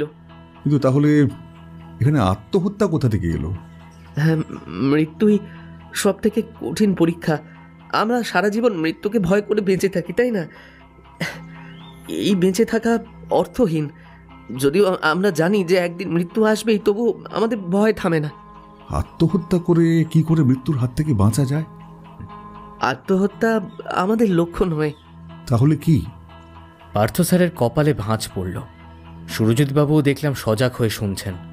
একটা 16 বছরের ছেলে যা বলছে তা হয়তো অনেক বড় বড় সাধু সন্তও বলেনি কখনো। আমরা মৃত্যুকে জয় করতে চাই, মৃত্যুকে সামনে থেকে দেখে তাকে হারাতে চাই। আর তাই তোমরা মৃত্যুঞ্জয়ী? তোমরা কি এটা বুঝতে পারছো যে কেউ তোমাদের ব্রেন ওয়াশ করছে? আমরা এটা জেনে এই গ্রুপে রয়েছি যে পৃথিবী আমাদের পাগল বলবে, আমাদের ব্রেন ওয়াশ করা হয়েছে। কিন্তু আমরা এই অবাস্তব পৃথিবীকে পাগল বলি। রোজ রোজ যা চোখের সামনে দেখছি তাকে আমরা অস্বীকার করি। স্যার আর কথা বাড়ালেন না। সুরজিৎ, তোমাদের আর কিছু জিজ্ঞাসা থাকলে তোমরা চালিয়ে যাও, আমার যা জানার আমি জেনে নিয়েছি। সুরজিৎবাবু বললেন, আর সন্দীপকে তোমাদের মধ্যে কে পরিচালনা করছে? তার নাম কেউ জানে না, তাকে কেউ চেনে না। শোভন কাঞ্জিলালকে বন্দুক কে দিয়েছিল সন্দীপ? আমি আমি কি করে দেব? আমি শুধু ওদেরকে এই গ্রুপেই অ্যাড করতাম। বাকি কাজ আরও 1-2 জন ছিল, ওরাই করতো। বন্দুক কে দিয়েছিল আমি জানি না, তবে শোভন যে ওইভাবে মানে মৃত্যুর সম্মুখীন হতে চেয়েছিল তাতে সবাই ওকে খুব অ্যাপ্রিসিয়েট করেছিল। ও একটা দুঃসাহসিক চ্যালেঞ্জ অ্যাকসেপ্ট করেছিল। ও বেঁচে ফিরলে ওকে আমার জায়গা দিয়ে দেওয়ার কথাও হয়েছিল। সুরজিৎবাবু রাগে ক্রুদ্ধ হয়ে এদিক ওদিক তাকাতে লাগলেন। আমি বেশ বুঝতে পারছিলাম ওর মনের অবস্থা। একটা 16 বছরের ছেলে বলছে মাথায় বন্দুক ঠেকিয়ে ট্রিগার টেনে তারপরও বেঁচে ফিরে আসবে। মূর্খামি ছাড়া তো কিছুই নয়। সেই দুজনের নাম কি? আমি তাদের আসল নাম জানি না, বিশ্বাস করুন। শুধু হোয়াটসঅ্যাপ গ্রুপে যে নাম ছিল সেটাই জানি। একজনের নাম মহাকাল বলে সেভ ছিল। আর দ্বিতীয়জন? স্যারের চোখ সন্দীপের চোখে স্থির, যেন ওর মনের ভেতরে দেখতে পাচ্ছেন উনি। এই দৃষ্টিকে লুকিয়ে বা মিথ্যে কথা বলে পার পাওয়া খুব কঠিন। দ্বিতীয়জন কালারি বা এরকম কিছু। এই নামগুলো সবকটাই পৌরাণিক নাম, তা কি তুমি জানো? হ্যাঁ জানি। আমরা এইসব থেকেই অনুপ্রেরণা নিতাম। যেভাবে আমাদের পূর্বপুরুষরা শিখিয়ে গেছেন সমাজ ও নিজেকে গঠন করার নিয়ম সেই রকম। তুমি যা বলছো তা পাগলের প্রলাপ ছাড়া কিছুই নয়। আমরা খুব জলদি এই দুজনকে ধরব, তোমায় প্রমাণ করে দেব যে এই সমাজ যতই অবাস্তব হোক, একজন যে এই নাবালকদের ব্রেন ওয়াশ করে তাদের মৃত্যুর দিকে ঠেলে দিচ্ছে সে উন্মাদ। এই উন্মত্ততা আটকে দেব আমরা। সন্দীপ আর কোনো উত্তর দিল না। তাকে দেখে মনে হলো সে এতক্ষণ কথা বলে ক্লান্ত হয়ে পড়েছে। স্যারকে দেখে বেশ উত্তেজিত মনে হলো। আমি, স্যার আর সুরজিৎবাবু বেরিয়ে এলাম। ভেতরটায় কেমন যেন দম বন্ধ লাগছিল। সত্যি এসব জায়গায় যে পুলিশরা কাজ করে তারা এতক্ষণ এখানে থাকে কি করে বোঝা মুশকিল। স্যারও বেশ খানিকক্ষণ চুপ। সুরজিৎবাবু দেখছি বেশি কিছু বলছেন না। শেষে আমি বললাম, একটা অনলাইন গেম থেকে বাচ্চাগুলো আত্মহত্যা করছে। তাই তো দাঁড়াচ্ছে, কিন্তু যে এই গ্রুপটা চালাচ্ছে তার এটা করবার কারণ কি সেটাই খুঁজে বার করতে হবে সুরজিৎ। তুমি সন্দীপের হোয়াটসঅ্যাপ থেকে ওই গ্রুপে যারা যারা আছে প্রত্যেককে জিজ্ঞাসাবাদ করো। কাউকে সন্দেহভাজন পেলেই আমায় জানাও। হ্যাঁ, সেটা আমরা শুরু করে দিয়েছি। সন্দীপের গ্রুপে প্রায় 50 জনের মতো আছে। তাদের প্রত্যেকের ব্যাপারে আলাদা আলাদা করে খোঁজ নিচ্ছি আমি। ও আরেকটা কথা, দিল্লিতে আর অন্যান্য যেসব জায়গায় এরকম আত্মহত্যা হচ্ছে তাদেরকেও জানিয়ে দাও এই ব্যাপারটা। এই ধরনের গেম যদি কোনো ছেলে মেয়ে খেলে তাহলে যেন তাদের অভিভাবক তক্ষুনি পুলিশের সাথে যোগাযোগ করে। হ্যাঁ, আমি সেটারই ব্যবস্থা করছি। আমিও সেরকমই ভাবছিলাম। তোমার কি মনে হয় এরা কি দেশের বাইরের লোক হতে পারে? সেটা বলা মুশকিল, তবে যেই করে থাকুক সে বিশাল একটা নেটওয়ার্ক তৈরি করেছে। আর সেটা একদিনে নয়, বেশ কিছুদিন ধরে। এতগুলো মানুষকে একসাথে আনতে 1 বছরের বেশি সময় লাগা উচিত। এরা প্রত্যেকটা শহরে আস্তে আস্তে ঢুকছে, এবার একসাথে এই হত্যালীলা শুরু করেছে। হ্যাঁ, ঠিক বলেছ। এই 3 দিনে সারা ভারতের প্রায় 20 জনের কাছাকাছি মারা গেছে। আমি এখনই সব পুলিশ হেডকোয়ার্টারগুলোতে খবর দিচ্ছি। খবরের কাগজ এবং চ্যানেলগুলোতে বিজ্ঞপ্তি জারি করতে হবে। ঠিক আছে, তুমি আর কিছু খোঁজ পেলে আমায় জানাও। আমি দেখছি এগুলোর কোনো কারণ যদি খুঁজে পাই। স্যার আর কথা বাড়ালেন না, বেরিয়ে পড়লেন। স্যারের সাথে আমিও বেরিয়ে পড়লাম। গাড়ি চলতে শুরু করলো নিওয়ালিপুরের দিকে। কৌশিক, কি বুঝলে সন্দীপের কথা থেকে? স্যার, ছেলেটাকে কেউ খুব ভুলভাল বুঝিয়েছে। সে তো অবশ্যই। মানুষের মন বড়ই অদ্ভুত। ওর স্কুল বা বাড়িতে যে ব্যবহার পেয়েছে সেগুলোকে অবজ্ঞা করা চলে না। সাইবার ক্রাইম বা যে কোনো ক্রাইমেই একটা শুরু থাকে। অকারণে কেউ ক্রিমিনাল হতে চায় না। এই সমাজ অনেকটাই দায়ী ক্রিমিনাল তৈরি করাতে। সন্দীপের মনের ভেতরে যে চাপা অভিমান, সেই থেকেই ও বা অন্য আরও যারা আত্মহত্যা করেছে তারা এই গেমের ফাঁদে পড়েছে। আমরা বাইরে থেকে দেখে মানুষকে কিছুই বুঝতে পারি না তার মনের ভেতরে কি চলছে। যারা যারা মারা গেছে তারা প্রত্যেকেই কি এরকম কোনো চাপের মধ্যে দিয়ে যাচ্ছিল? আর সেটাই এবার আমাদের ঘটিয়ে দেখাতে হবে। বাড়ি ফিরে এদের প্রত্যেকের বাড়িতে ফোন করে জানতে হবে। আপনাকে আমি প্রিয়া দত্তের কথা বলতে পারি। ও কিন্তু সত্যি এরকম কিছুর মধ্যে দিয়ে যাচ্ছিল। তোমায় কি প্রিয়ার দিদি বলেছে এগুলো? হ্যাঁ। তুমি কি ওর সাথে ডেট করছো নাকি? না না না স্যার, এই 1-2বার দেখা হয়েছে খালি। দেখো, সে তুমি কি করবে সেটা তোমার ব্যাপার, তবে ওর বাবা কিন্তু সুবিধার লোক নন, সেটা মাথায় রেখো। আমি ঘাড় নাড়লাম। সত্যি স্যারের কাছে ধরা পড়ে যাওয়াটা খুব খারাপ। কি করতে যে বলতে গেলাম কে জানে।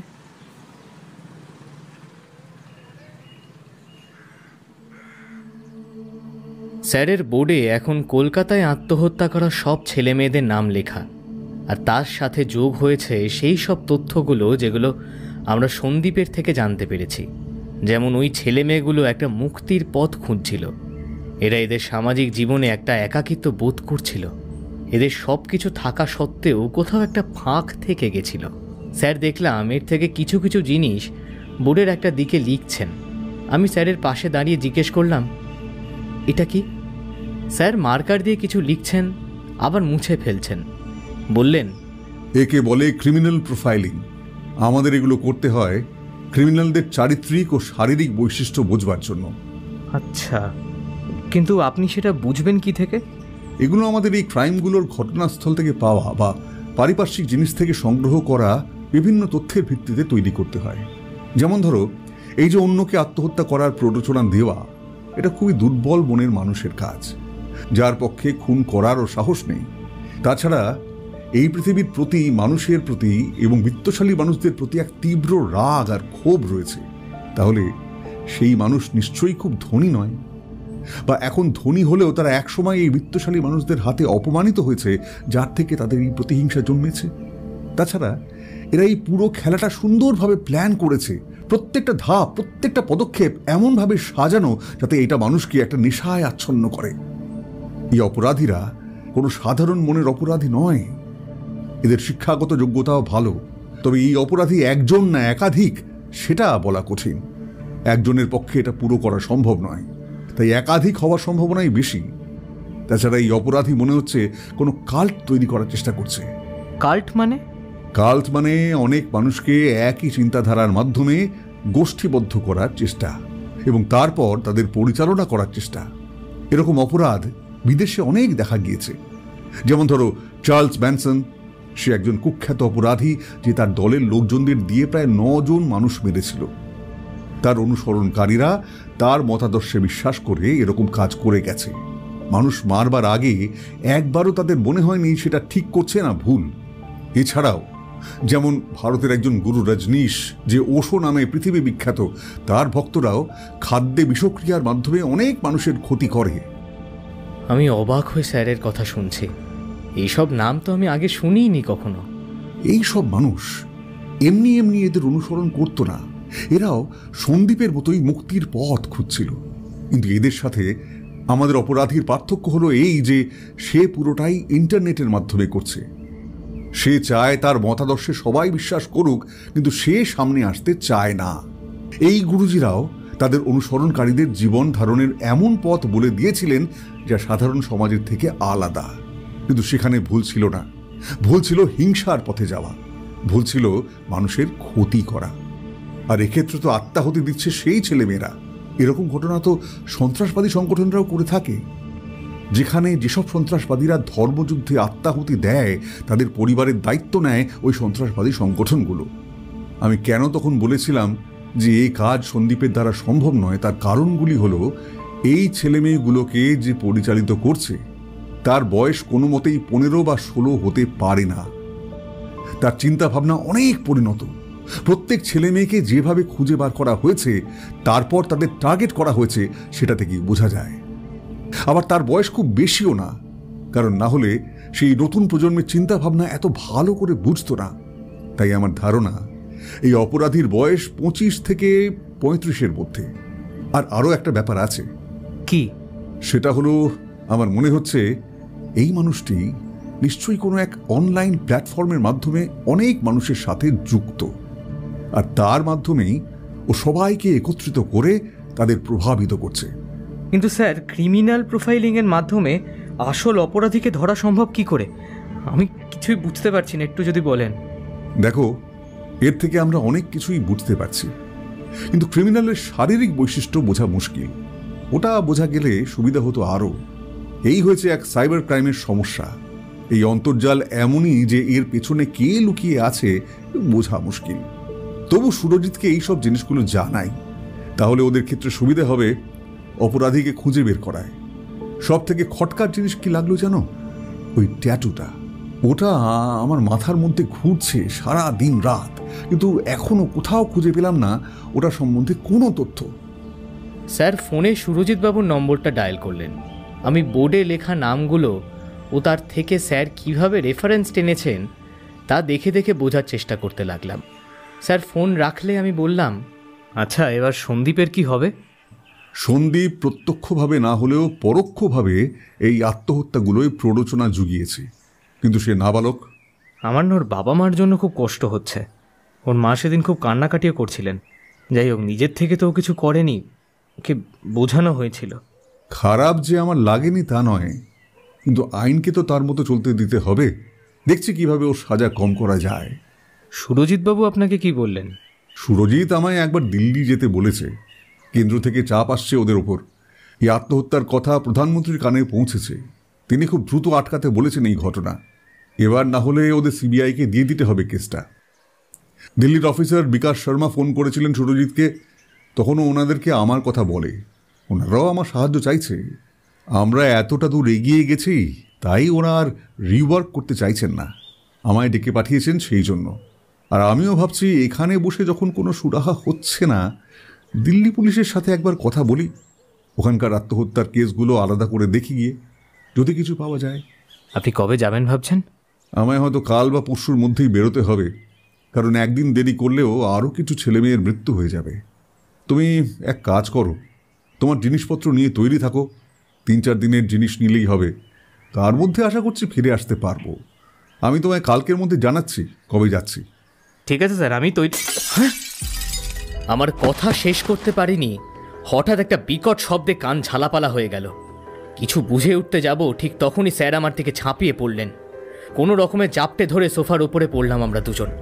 সেই চাপে আমার হাতটা মুচকে গেল। সশব্দে একটা বড় ইঁটের টুকরো এসে পড়ল আমাদের ঘরের মধ্যে।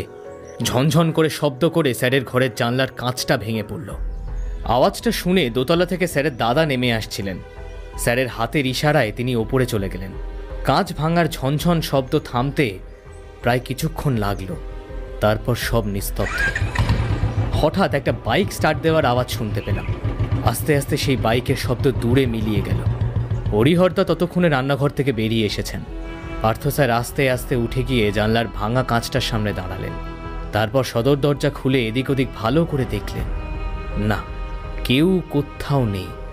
আমার হাতের কবজিটা একটু মুচকে গেছিল। আমি সেটা একটু নাড়তে নাড়তে বললাম, কে ছিল স্যার? যেই হয়ে থাকুক, তার উদ্দেশ্য নিয়ে আমার সন্দেহ নেই। মানে আপনার চেনা কেউ? কিন্তু সে এভাবে আপনার ক্ষতি কেন করবে? করবে যদি আমি তার শত্রু হই। আপনি কেন কারোর শত্রু হবেন? এই যে আমি এত অপরাধীদের নিয়ে কাজ করি, এরা তো কেউই তেমন সুবিধের লোক নয় কৌশিক। তাই যে কেউই কাজ করতে পারে। কিন্তু আমার মনে হচ্ছে এটাই আত্মহত্যা কেসটার সাথে জড়িত কোনো লোকের কাজই হতে পারে। এটি সর্দাবাবু। তার চোখেও বিস্ময়। তার পাশে দাঁড়িয়ে স্যারের দাদা এবং তার 2 সন্তান। তারাও নেমে এসেছে আওয়াজ শুনে।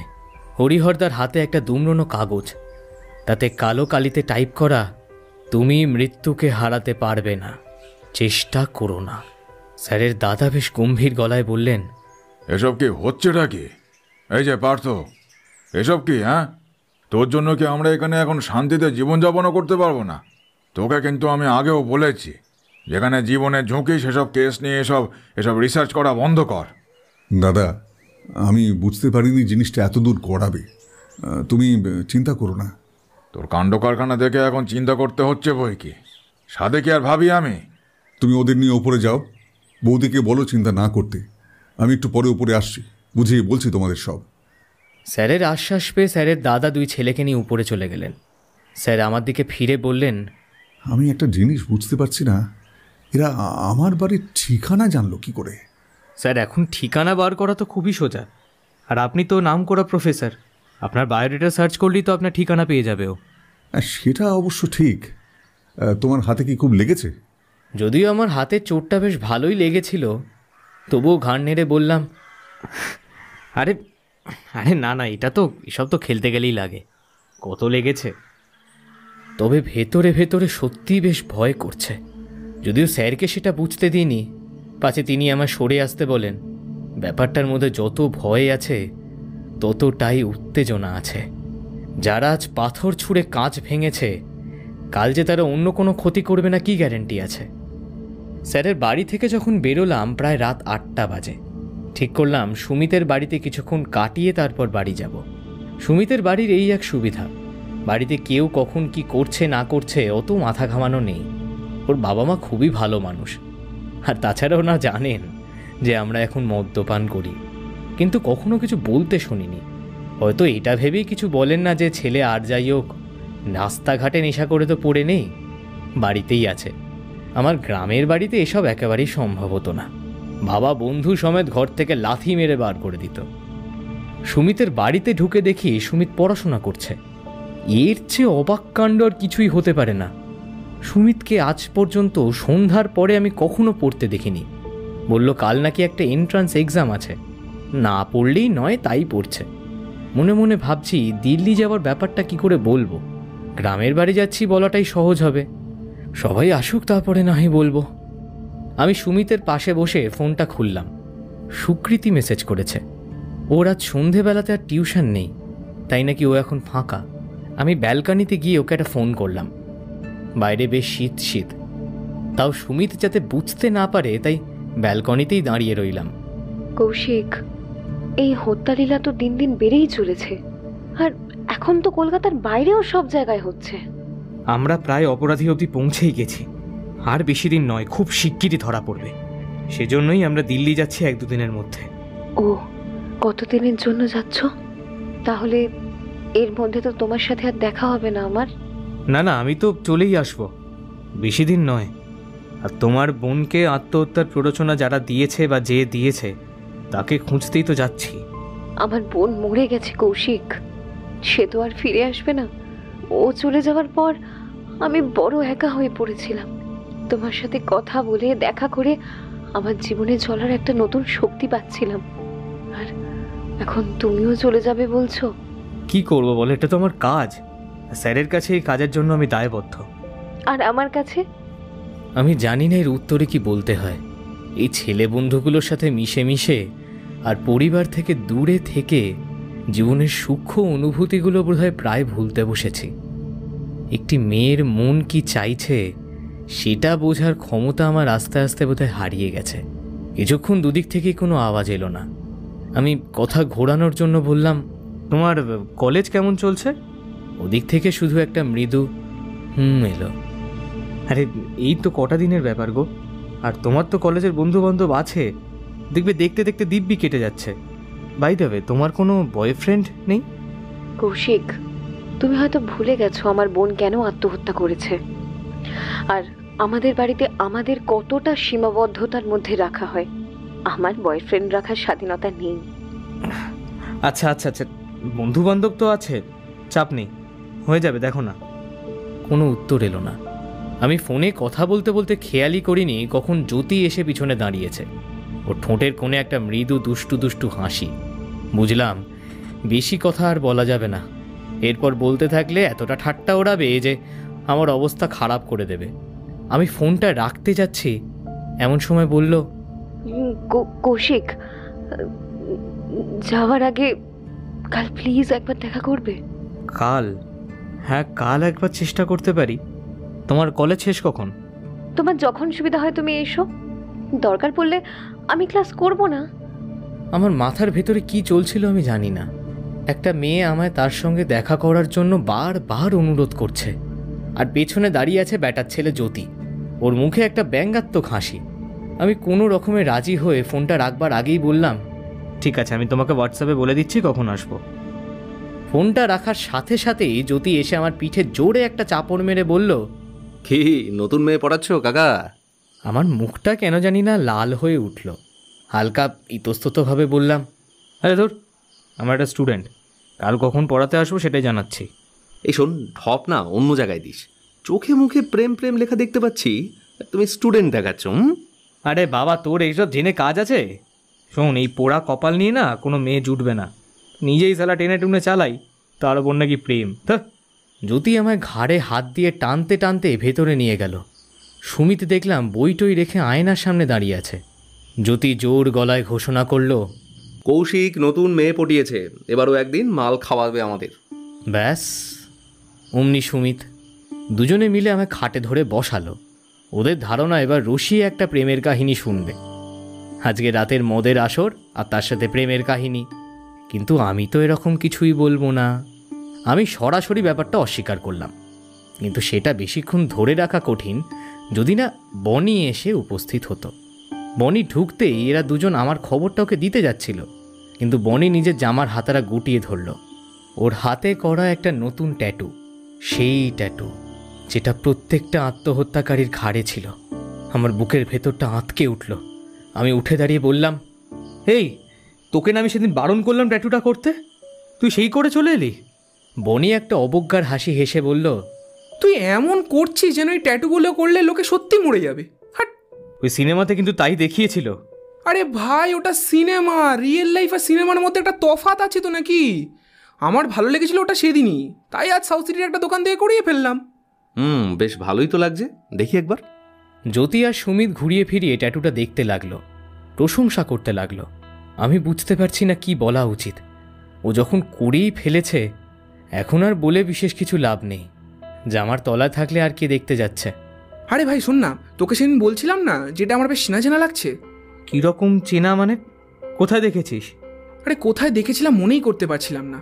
তারপর আজ যখন ট্যাটুর লোকটাকে বোঝালাম যে কী করতে হবে, তখন ও একবার বলাতেই চিনে ফেললো। বললো এটা তো একটা ব্যান্ডের লোগো, ওদের মিউজিক খুব ভালো লাগে। চিনে ফেললো? ওটা কিসের লোগো? উফ, তুই এত চাপ নিচ্ছিস কেন? ও আরে না না, আমার চাপ নেবার কি আছে, ধর সিনেমাতে দেখেছি তাই জানতে চাইছিলাম।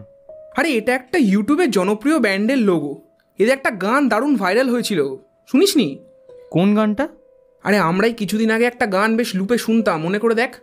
আরে হুলিয়ে জয়েন্ট খাওয়ার সময় দেখ, মনে কর। আরে কোনটা, বব মার্লের?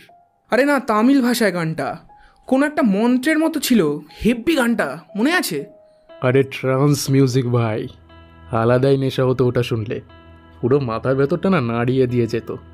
দাঁড়া, আমি এক্ষুনি চালাচ্ছি।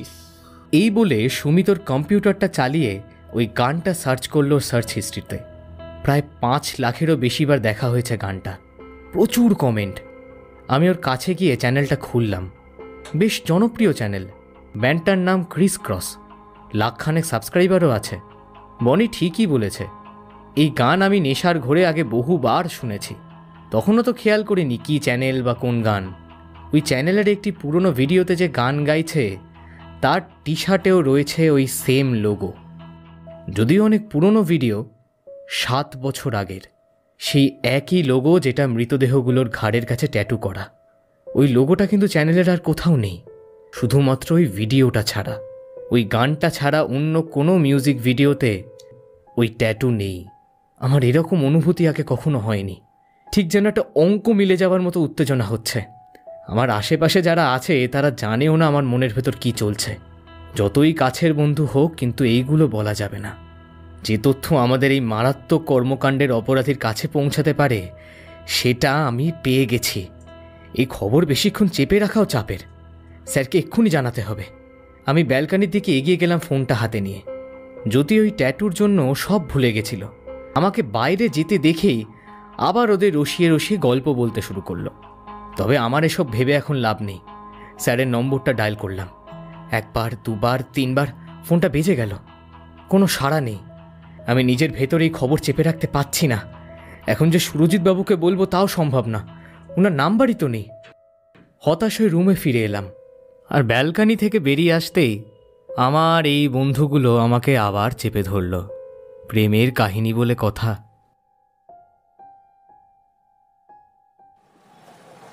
এই নিয়ে পার্ক স্ট্রিটে আমার বেশ কিছুদিন আসা হলো।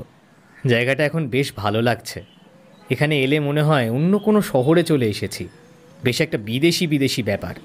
বেশিরভাগ ক্ষেত্রেই বড় বড় বার কাম রেস্তোরাঁগুলো থেকে দামি দামি পোশাক পরা ছেলেমেয়েরা বেরিয়ে আসে, এবং তাদেরকে দেখেই দৌড় মারে ওইখানে থাকা কিছু ছোট ছোট ভিখারি বাচ্চা।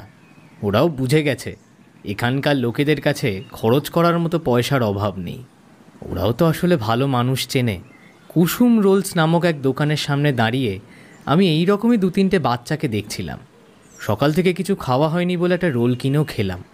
বেলা 11:30 বাজে। সুকৃতিকে বলেছি আজ কলেজ যাওয়ার আগে একবার দেখা করতে। কাল যদি আমরা দিল্লির জন্য রওনা দিই, তাহলে আজ স্যারের সঙ্গে দেখা করে ফিরে জামাকাপড় গোছাতে হবে। স্যার সকালে ফোন করেছিলেন, তবে বেশি কথা হয়নি। আমি জানিয়েছি শুধু যে এই ট্যাটুটা আমি খুঁজে পেয়েছি, আর স্যার ওটা শুনেই আমাকে দ্রুত ওনার বাড়ি যেতে বলেছেন। সবিস্তারে সবটা শুনতে চান। এখান থেকে সোজা স্যারের বাড়ি যাব। মেয়েদের একটা স্বাভাবিক সৌন্দর্য রয়েছে, সেটা বেশি করে প্রকাশ পায় যখন সে কোনো রকম অধিক সাজসজ্জার দ্বারা নিজের স্বাভাবিক সৌন্দর্যকে ঢেকে না দেয়, নিজের রূপকে স্বমহিমায় সারা শরীরে খেলতে দেয়। আজ ওর চুলটা খোলা, শীতের উত্তরে হাওয়ায় মাঝে মাঝে উড়ে উড়ে মুখের ওপর পড়ছে, আবার সেগুলো তুলে কানের পাশে রাখছে।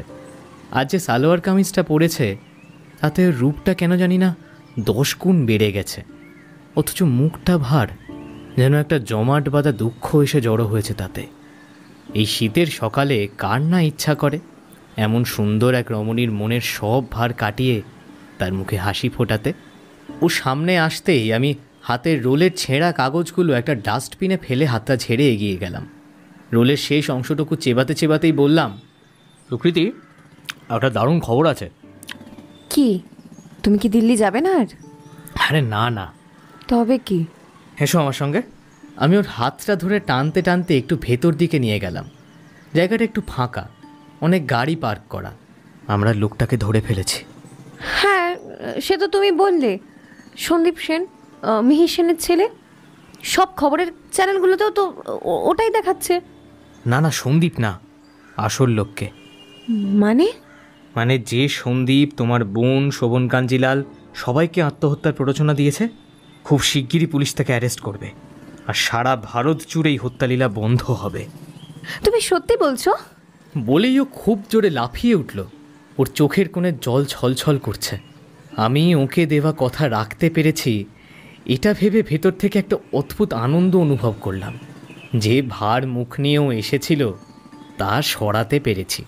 এর চেয়ে বড় পাওনা আর কি হতে পারে? আর এর পর যেটা ঘটল সেটা আমি সত্যিই প্রত্যাশা করিনি। অশ্রু মিশ্রিত হাসি নিয়ে এসে আমায় জড়িয়ে ধরে আমার ঠোঁটে ঠোঁট ছোঁয়ালো। আমার সমস্ত স্নায়ু জুড়ে অনুভব করলাম তার ঠোঁটের স্বাদ, তার নরম শরীরের স্পর্শ, বিদেশি পারফিউমের গন্ধ। জানি না আমরা ওইভাবে কতক্ষণ দাঁড়িয়েছিলাম। এসব সময় তার সময়ের জ্ঞান থাকে না, এমন অপরূপ সে অনুভূতি। কিছুক্ষণ পরে যখন খেয়াল হলো বুঝলাম ওর বাঁধন আলগা করেছে। আমিও আস্তে আস্তে সরে দাঁড়ালাম। আশেপাশের বাড়ির দু একজন হয়তো দেখলো আমাদের, সাক্ষী রইল আমাদের প্রথম চুম্বনের। তারপরে বেশি কিছু বলল না। দুজনে হাঁটতে হাঁটতে বড় রাস্তায় এসে দাঁড়ালাম। তখন ওর হাতটা আমার হাতে। আমার দিকে তাকিয়ে বলল, প্লিজ তাড়াতাড়ি ফিরে এসো, আমি অপেক্ষা করব। এই বলে এগিয়ে গেল সেন্ট জেভিয়ার্স কলেজের দিকে। আমিও রাস্তায় দাঁড়িয়ে ওকে দেখতে লাগলাম। যতক্ষণ অবধি শেষ দেখা যায় ততক্ষণ।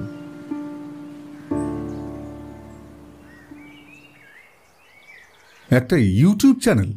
স্যার আমার দিকে একটা বেশ সন্দেহজনক দৃষ্টিতে তাকিয়ে আছেন। আমি গরম চায়ের কাপটা টেবিলে রেখে বললাম, হ্যাঁ স্যার, বেশ জনপ্রিয় চ্যানেল। আপনি তো জানেন আমাদের বয়সী ছেলেমেয়েরা সারাদিন ইউটিউবই দেখে। তো এই চ্যানেলের একটা গান যেটাতে ট্রান্স মিউজিক ব্যবহার করা হয়েছে সেটা খুব জনপ্রিয় হয়েছিল। আমি নিজেই শুনেছিলাম কিছুদিন আগে, তখন অতটা খেয়াল করিনি। কাল বনি বলাতে ভালো করে আরেকবার দেখলাম। ওদের পুরনো একটা ভিডিওতে যারা পারফর্ম করছে তাদের টি শার্টেই একই রকম লোগো আছে। ওদের বেশিরভাগ ভিডিওতে শুধু ছবি রয়েছে, কোনো ভিডিও নেই। কিন্তু এই একটা গানেরই ভিডিও রেকর্ডিং হয়েছিল, সম্ভবত কোনো কলেজের ফেস্টে তোলা। একদম এক স্যার, যেটা আত্মহত্যাকারীদের ঘাড়ের কাছে ট্যাটু করা, সেম লোগো। আমি আমার ফোনে স্যারকে চ্যানেলটা চালিয়ে দেখালাম ভিডিওটা। স্যার আনন্দে লাফিয়ে উঠলেন চেয়ার থেকে। Thank you Kaushik. আমি জানি না তোমায় কিভাবে ধন্যবাদ জানাবো। কাল রাতের পর বাকি সব কিছুর সমাধান আমি পেয়ে গেলেও শুধু এই জিনিসটাই মাছের কাঁটার মতো আমার গলায় আটকে ছিল। আমি তো কাল সারা রাত ভেবেছি কে হতে পারে যে এগুলো করছে। আমার এতদিনের খাটনি সব বিফলে না চলে যায়। এবার বুঝতে পারছি তোমায় সাথে নিয়ে আমার অনেক লাভ হয়েছে। স্যারের এত প্রশংসা শুনে আমার সত্যিই এবার একটু লজ্জা লাগছে। বললাম, না স্যার, আমি আর এমন কি করলাম, বনি ট্যাটু করতে গিয়েছিল বলেই জানতে পারলাম। তুমি দাঁড়াও, আমি এখনই সুরজিৎকে খবরটা জানাই। ওরাও হন্যে হয়ে খুঁজছে অপরাধীকে। স্যার সুরজিৎ বাবুকে ফোন করে সবটা বিস্তৃতভাবে জানালেন। উনিও আশ্বাস দিলেন যে এই অপরাধী আর বেশি দিন পালাতে পারবে না। ওই ইউটিউব চ্যানেলের মালিক কে এবং সে কোথা থেকে অপারেট করে সেটা খুঁজে ফেলেই সব ধরা পড়বে। এর মধ্যে কিছুটা হলেও আত্মহত্যা কমেছে। টিভি ও কাগজ দেখে এখন সবাই সতর্ক। কোনো রকম হোয়াটসঅ্যাপ গ্রুপে ছেলে মেয়েদের যুক্ত হতে বাবা মা দিচ্ছেন না, তাদের শাসন করছেন। এরই মধ্যে দু একটা খবরও বেরিয়েছে এই নিয়ে। স্যার ফোনটা রাখার পরে আমি জিজ্ঞাসা করলাম, তাহলে কি আমাদের দিল্লি যাওয়ার দরকার নেই স্যার? সেটা এক্ষুনি বলা মুশকিল। আগে অপরাধী ধরা পড়ুক। তুমি একটা জিনিস ভুলে যাচ্ছ কৌশিক, আমরা কিন্তু অপরাধের উদ্দেশ্যটা এখনো বুঝতে পারিনি। অনেক কিছুই মাথায় চলছে আমার, কিন্তু সঠিক কারণ খুঁজে বার করা না অবধি নিস্তার নেই। এই কেসটা সাইবার ক্রাইমের এক দারুণ উদাহরণ। তাই যত ভালো করে আমরা এটাকে স্টাডি করতে পারবো ততই আমাদের সাহায্য হবে ভবিষ্যতে এরকম কেস এলে তার দ্রুত নিষ্পত্তি করতে। আর এই ক্রাইম কোনো যে সে মানুষের করা নয়, তা আপনি ঠিকই বলেছেন, ঠিক সেই হ্যামলিন শহরের বাঁশিওয়ালার মতো, ঠিক যেন নিজের বাঁশির সুরে সব ইঁদুরকে বশ করে নিয়ে চলেছে আর একে একে মৃত্যুর মুখে ঠেলে দিচ্ছে। তোমার দেখছি সাহিত্য সম্বন্ধে বেশ জ্ঞান আছে। হ্যাঁ, বলতে পারো অনেকটা ঠিক ওই রকমই। তবে এই বাঁশিওয়ালার মনের হদিশ আমি পেয়েছি, আর এখন তার ঠিকানাও পাওয়া গেল। দেখা যাক এই ছেলেটার হদিশ পাওয়া যায় কিনা, তারপর তোমায় বলছি আমরা দিল্লি যাব কি যাব না। আমার আজকের সকালের ঘটনার পর কলকাতা শহর ছেড়ে যেতে যে একদমই ইচ্ছা করছে না, তবু স্যারকে সেটা বলা যায় না। তাই বিভিন্ন কারণ চেষ্টা করলাম না যাওয়ার কি উপায় আছে বুঝতে। স্যার আমায় কিছুক্ষণ বোঝালেন যে যাওয়া বা না যাওয়া কিসের ওপর নির্ভর করছে। আজ স্যারের মধ্যে একটা পরিবর্তন লক্ষ্য করছি। এই কদিন স্যারকে বেশিরভাগ সময় গম্ভীর দেখেছে। বোঝা যেত যে আত্মহত্যাগুলো নিয়ে বেশ চিন্তিত রয়েছেন, আর কলেজ বা পড়াশোনার কাজ আমায় দিয়ে কম করাতেন। আজ দেখছি স্যারের রিসার্চ সম্বন্ধীয় কিছু কাজ ছিল, সারাদিন আমাকে ওগুলোই টাইপ করালো। এগুলো নাকি পরের দিন সাবমিশন আছে একজন কাউন্সিলরের কাছে। রিসার্চটা ভারতবর্ষের মেয়ে পাচার চক্রদের উপর। এই অপরাধীরা কোথা থেকে আসে, এদের কারা এইসব ব্যবসায় ঢোকায়, ভারতবর্ষের বিভিন্ন শহরে এরকম কতগুলো চেন কাজ করছে, এই পাচার হওয়া তরুণীদের কিভাবে নানান পেশায় ব্যবহার করা হয়, এই সব নিয়ে বিভিন্ন তথ্য। এছাড়াও কিছু অপরাধীর জবানবন্দি, কিছু পাচার হওয়া মেয়েদের ইন্টারভিউ, এইসব নিয়ে বেশ বিস্তৃত একটা ব্যাখ্যা এবং রিপোর্ট। আমি স্যারের কথা শুনে শুনে যেখানে যা যা তথ্য রয়েছে খুঁজে বার করে টাইপ করে বানাতে লাগলাম রিপোর্টটা। আমার মাথার মধ্যে এখনও ঘুরছে সকালবেলা সেই কথাগুলো। প্রেমে পড়লে মানুষের সত্যি এরকম অদ্ভুত একটা চলে মনের ভেতরে বোধহয়। আমিও বোধহয় একটু হয়ে যাচ্ছি। এমনিতেই মুখের কোণে একটা হালকা হাসি খেলছে লক্ষ্য করলাম। এসব মৃত্যু আত্মহত্যা আর ততটা গুরুত্বপূর্ণ মনে হচ্ছে না, আর মনে হলেও এটা মনে হচ্ছে যে কেসটা তো সলভই হয়ে গেছে, আর তার কৃতিত্ব কিছুটা হলেও আমারই। দারুণ গর্ব হতে লাগলো নিজের ওপর। আজ সত্যি মাতাল হতে খুব ইচ্ছা করছে। বন্ধুদেরকে আমার এই খুশিতে খাওয়ানোরও ইচ্ছা করছে, যদিও জানি সেটা করতে গেলে অনেক প্রশ্নের সম্মুখীন হতে হবে, যেমন মেয়েটিকে কে করে, কিভাবে তার সঙ্গে পরিচয়। এইসব প্রশ্নের উত্তর দিতে আমি এক্ষুনি চাই না, তাই নিজের মনের আনন্দটা একটু কন্ট্রোল করতে হবে, অন্তত যতদিন না এই কেসটা মিটছে ততদিন। ঠিক সন্ধে 6টা নাগাদ স্যারের বাড়ির বাইরে একটা বড় গাড়ি এসে থামল। গাড়ি থেকে অনেকগুলো বুট জুতোর আওয়াজ এগিয়ে এলো স্যারের দরজার দিকে। দরজা খুলতেই দেখলাম সুরজিৎ বাবু। বেশ অস্থির হয়ে আছেন, মনে হচ্ছে খুব তাড়াহুড়োর মধ্যে আছেন। তোমাকে একটু আমাদের সঙ্গে আসতে হবে। ওই ইউটিউব চ্যানেল যেখান থেকে অপারেট করা হতো তার আইপি অ্যাড্রেসটা আমরা ট্র্যাক করতে পেরেছি। লোকটার ঠিকানা পাওয়া গেছে। আমরা আর এক মুহূর্ত দেরি করতে চাই না। আমি গিয়ে কি করব? তোমরা অপরাধীকে ধরে আনোগে, তারপর না হয় আমি কথা বলবো গিয়ে। না পার্থ, এই যে ধরনের অপরাধী আমার কেন জানি না মনে হচ্ছে আমাদের তোমার সাহায্য লাগবেই। কিন্তু ও তো আর্মড হতে পারে, আমি সিভিলিয়ান, আমার কি যাওয়া ঠিক হবে? এতে তোমারই দায়িত্ব বাড়বে। ওটা নিয়ে কোনো চিন্তা করো না, 2-3 জন তোমাকে গার্ড করবে। আমি কোনো রকম রিস্ক নিতে চাইছি না, কারণ এরকম ক্রিমিনালের মানসিক বিকৃতি থাকা খুব স্বাভাবিক। সেখানে তুমি ওকে বুঝিয়ে শুনিয়ে থামাতে পারবে, বাকি যা করার আমরাই করব। সেক্ষেত্রে আমার যেতে আপত্তি নেই। আমি পাশ থেকে সবটা শুনছিলাম। আমার উত্তেজনা তখন তুঙ্গে। একজন এত বড় অপরাধীকে সামনে থেকে ধরা দেখার মতো সুযোগ আমি কি ছাড়তে পারি? আমি বললাম, স্যার আমিও কি। আমার কথা শেষ হওয়ার আগেই সুরজিৎবাবু বললেন, তুমিও চলে এসো। পার্থ স্যার না বলতে যাচ্ছিলেন, কিন্তু সুরজিৎবাবু হাত দেখিয়ে আশ্বাস দিলেন। পুলিশ ভ্যানে ওঠার সময় সুরজিৎবাবু 2 জন অফিসারকে বললেন, দেখো তোমাদের দায়িত্ব এদেরকে প্রোটেক্ট করা, খেয়াল রেখো। আর পার্থ, তোমরা আমাদের পেছনে ওদের সঙ্গে সঙ্গে থেকো। আমরা সবাই আর্মড আছি, চিন্তা নেই।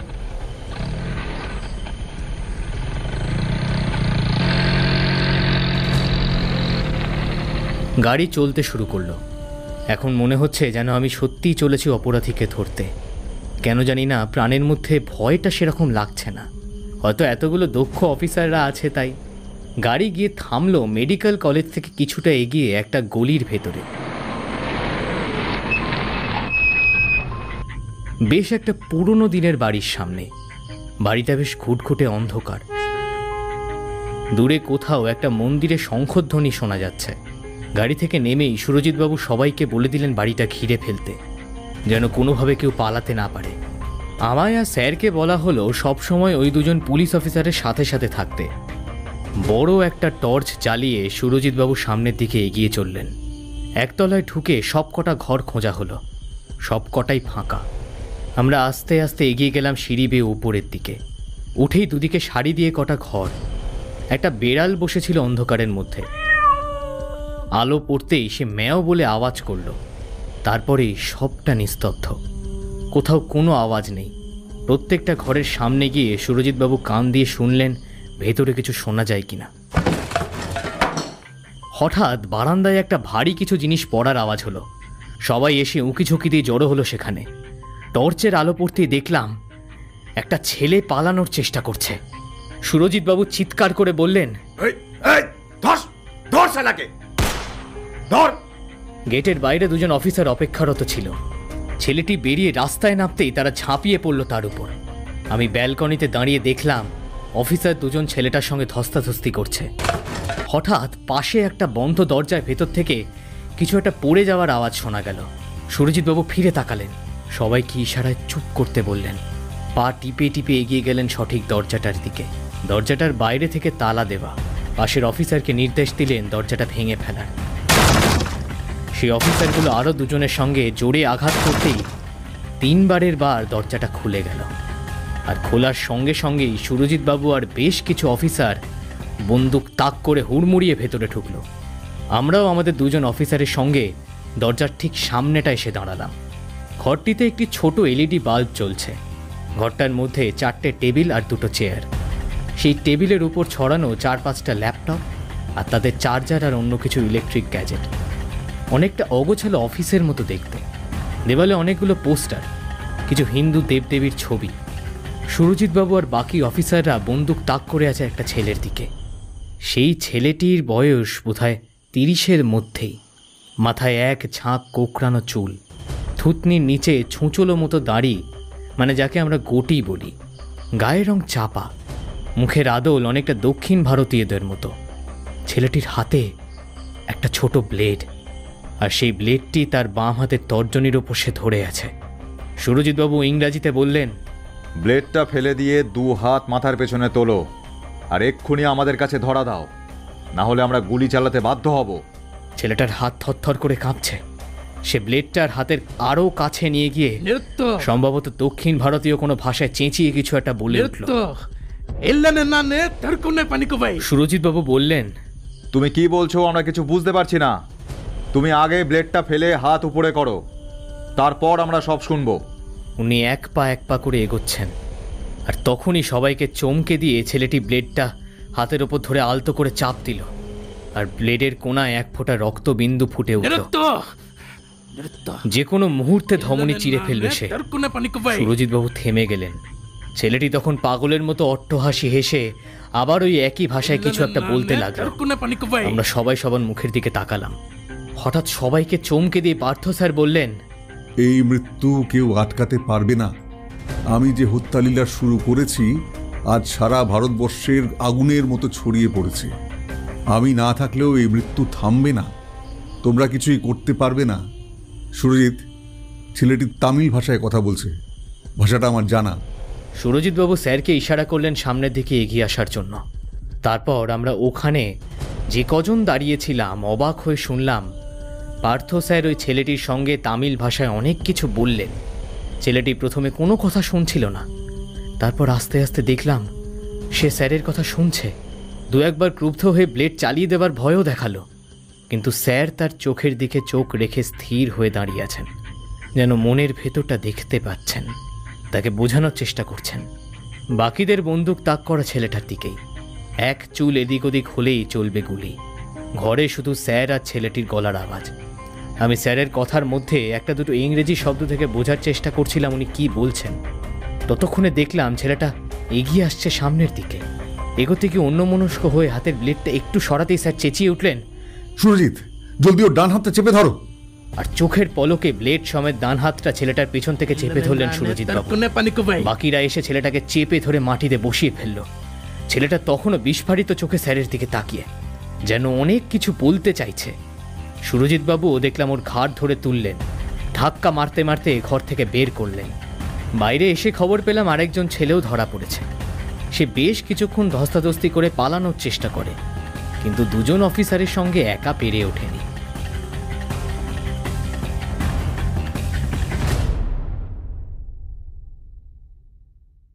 অপরাধী তো ধরা পড়লো, কিন্তু এদিকে আমি তো কিছুই বুঝতে পারছি না। এর মোটিভ কি? এসব কেন করলো? I don't know.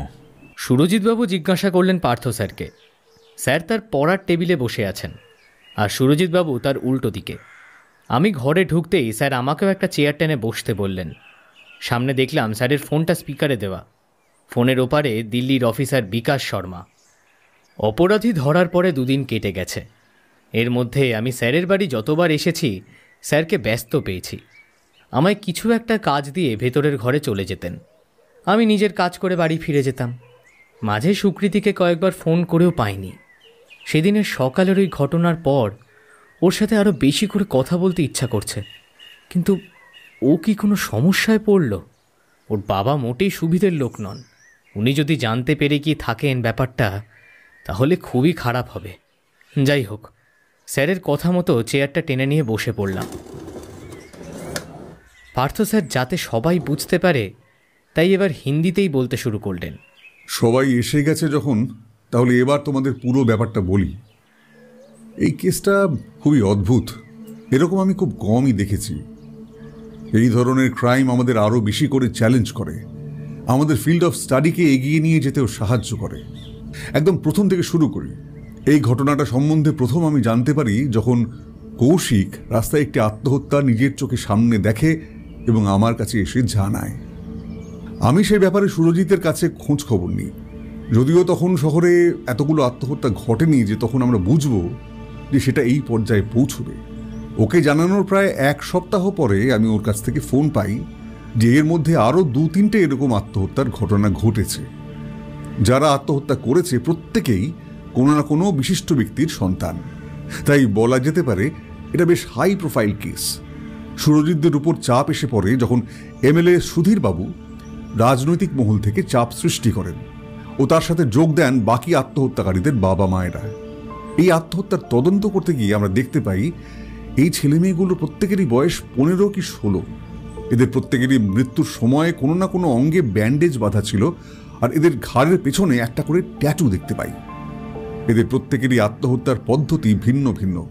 কাঞ্জিলাল বাবুর সাথে কথা বলে আমরা জানতে পারি একটি ছেলের নাম যে কিনা শোভন কাঞ্জিলালের শেষ দিকে বেশ ভালো বন্ধু হয়ে উঠেছিল। সেই একই নাম সুকৃতিও ওর বোনের কাছে শুনেছিল। সে ভেবেছিল প্রিয়া প্রেম করছে এই ছেলেটির সাথে। সুরজিৎ তার লোক দিয়ে এই আত্মহত্যাকারীদের ল্যাপটপ মোবাইল সার্চ করে এদের ফোনের সব ডেটা বের করে আনে। সেই সবের মধ্যে আমরা এক অদ্ভুত জিনিস খুঁজে পাই। 15-16 বছর বয়সী ছেলে মেয়ে, অথচ আধ্যাত্মিক ভাবনা চিন্তা ও মৃত্যু সংক্রান্ত নানা ধরনের ওয়েবসাইট লিঙ্কে ভর্তি তাদের ফোন আর ল্যাপটপ। দেখলে মনে হয় কোনো 70 বছরের মানুষের ফোন বা ল্যাপটপ ওগুলো। সার্চ হিস্ট্রি, ইউটিউব হিস্ট্রি, শুধু এই ব্যাপারে বিভিন্ন লিঙ্ক আর গানেই ভর্তি। আমি প্রথমে ভেবেছিলাম হতে পারে ওদের বাড়িতে এইসব নিয়ে চর্চা হয়, সেই থেকে জেনেছে। কিন্তু না, বাড়িতে এসব নিয়ে তেমন চর্চা হতো না, সেটা বাড়ির লোকেদের সাথে কথা বলে জানতে পারি।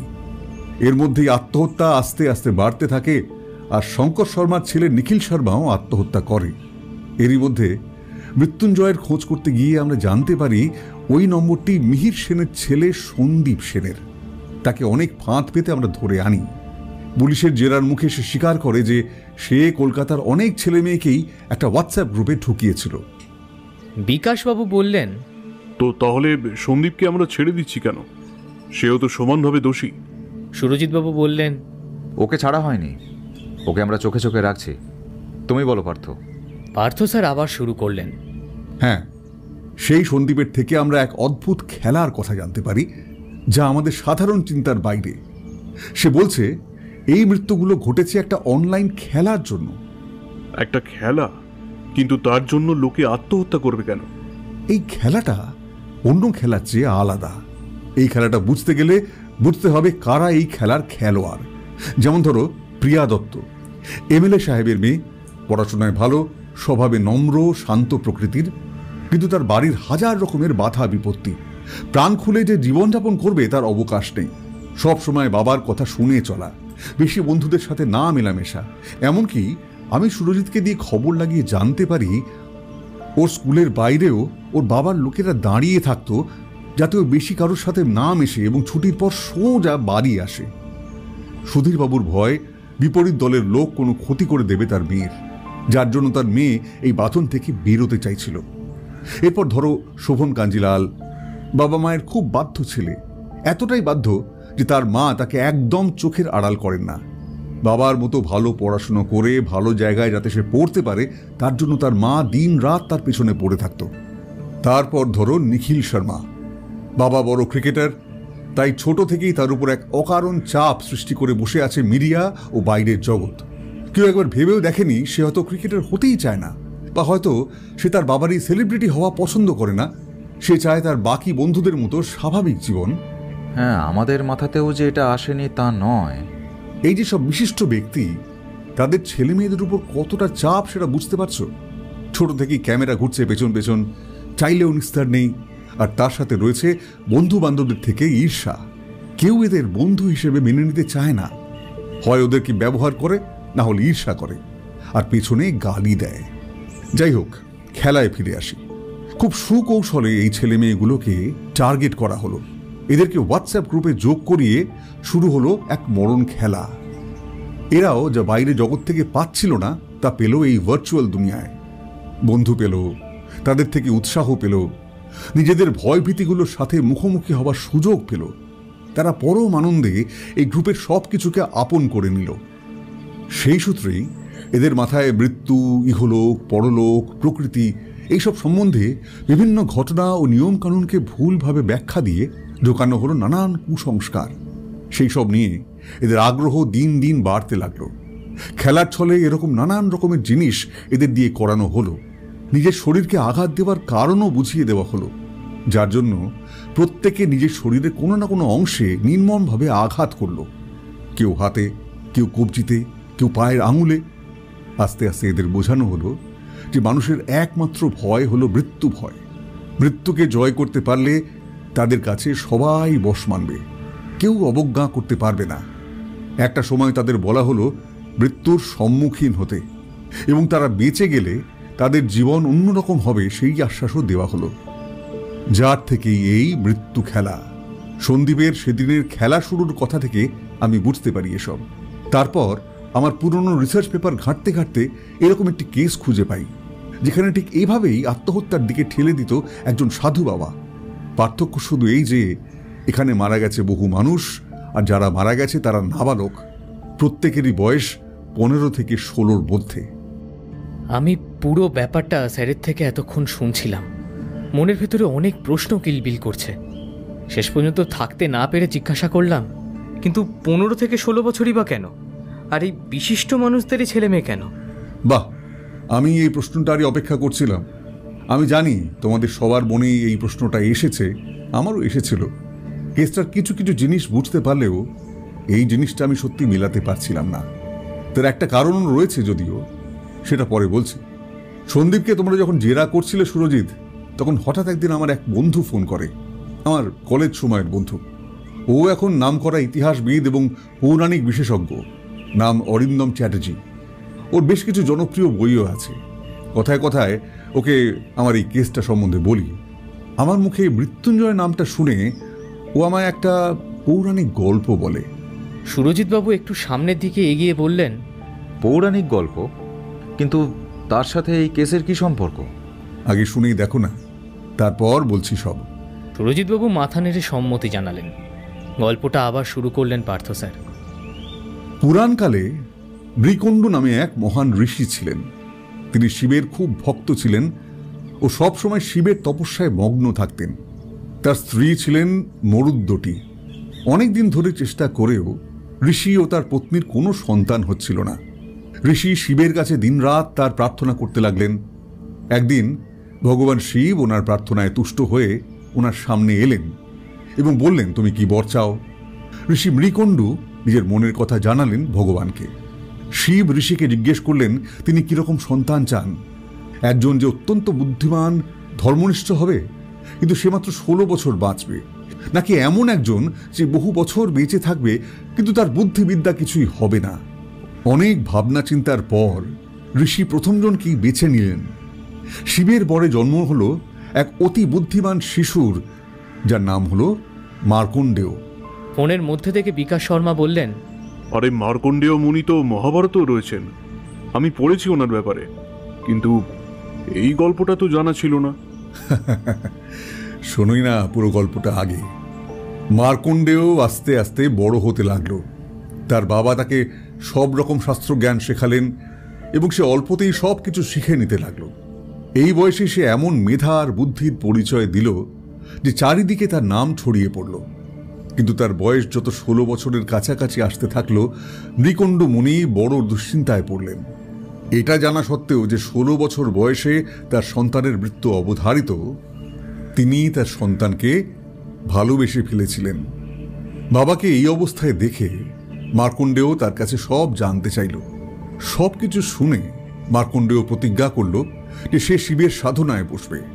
ভগবান যখন তার মৃত্যুর বর দিয়েছেন, তখন তিনিই একমাত্র এই মৃত্যু আটকাতে পারেন। সমুদ্র তীরে একটি শিবলিঙ্গ তৈরি করে সাধনায় বসল মার্কণ্ডেয়। 3 রাত সে শিবের কাছে তার জীবন ভিক্ষার প্রার্থনা করতে লাগলো। এদিকে মৃত্যুর দিন আর সময় এসে যাওয়ায় যমরাজ স্বয়ং এলেন মার্কণ্ডেয়র প্রাণ নিতে। তাকে দেখে মার্কণ্ডেয় ভয়ে শিবলিঙ্গকে জড়িয়ে ধরে শিবের কাছে প্রাণ ভিক্ষা চাইল। যমরাজ কোনো কথা না শুনে তার কর্তব্য পালন করার জন্য শিশুর গলায় ফাঁস দেবার জন্য যেই দড়ি ছুড়লেন, সেই দড়ি গিয়ে পড়ল শিবলিঙ্গের উপর।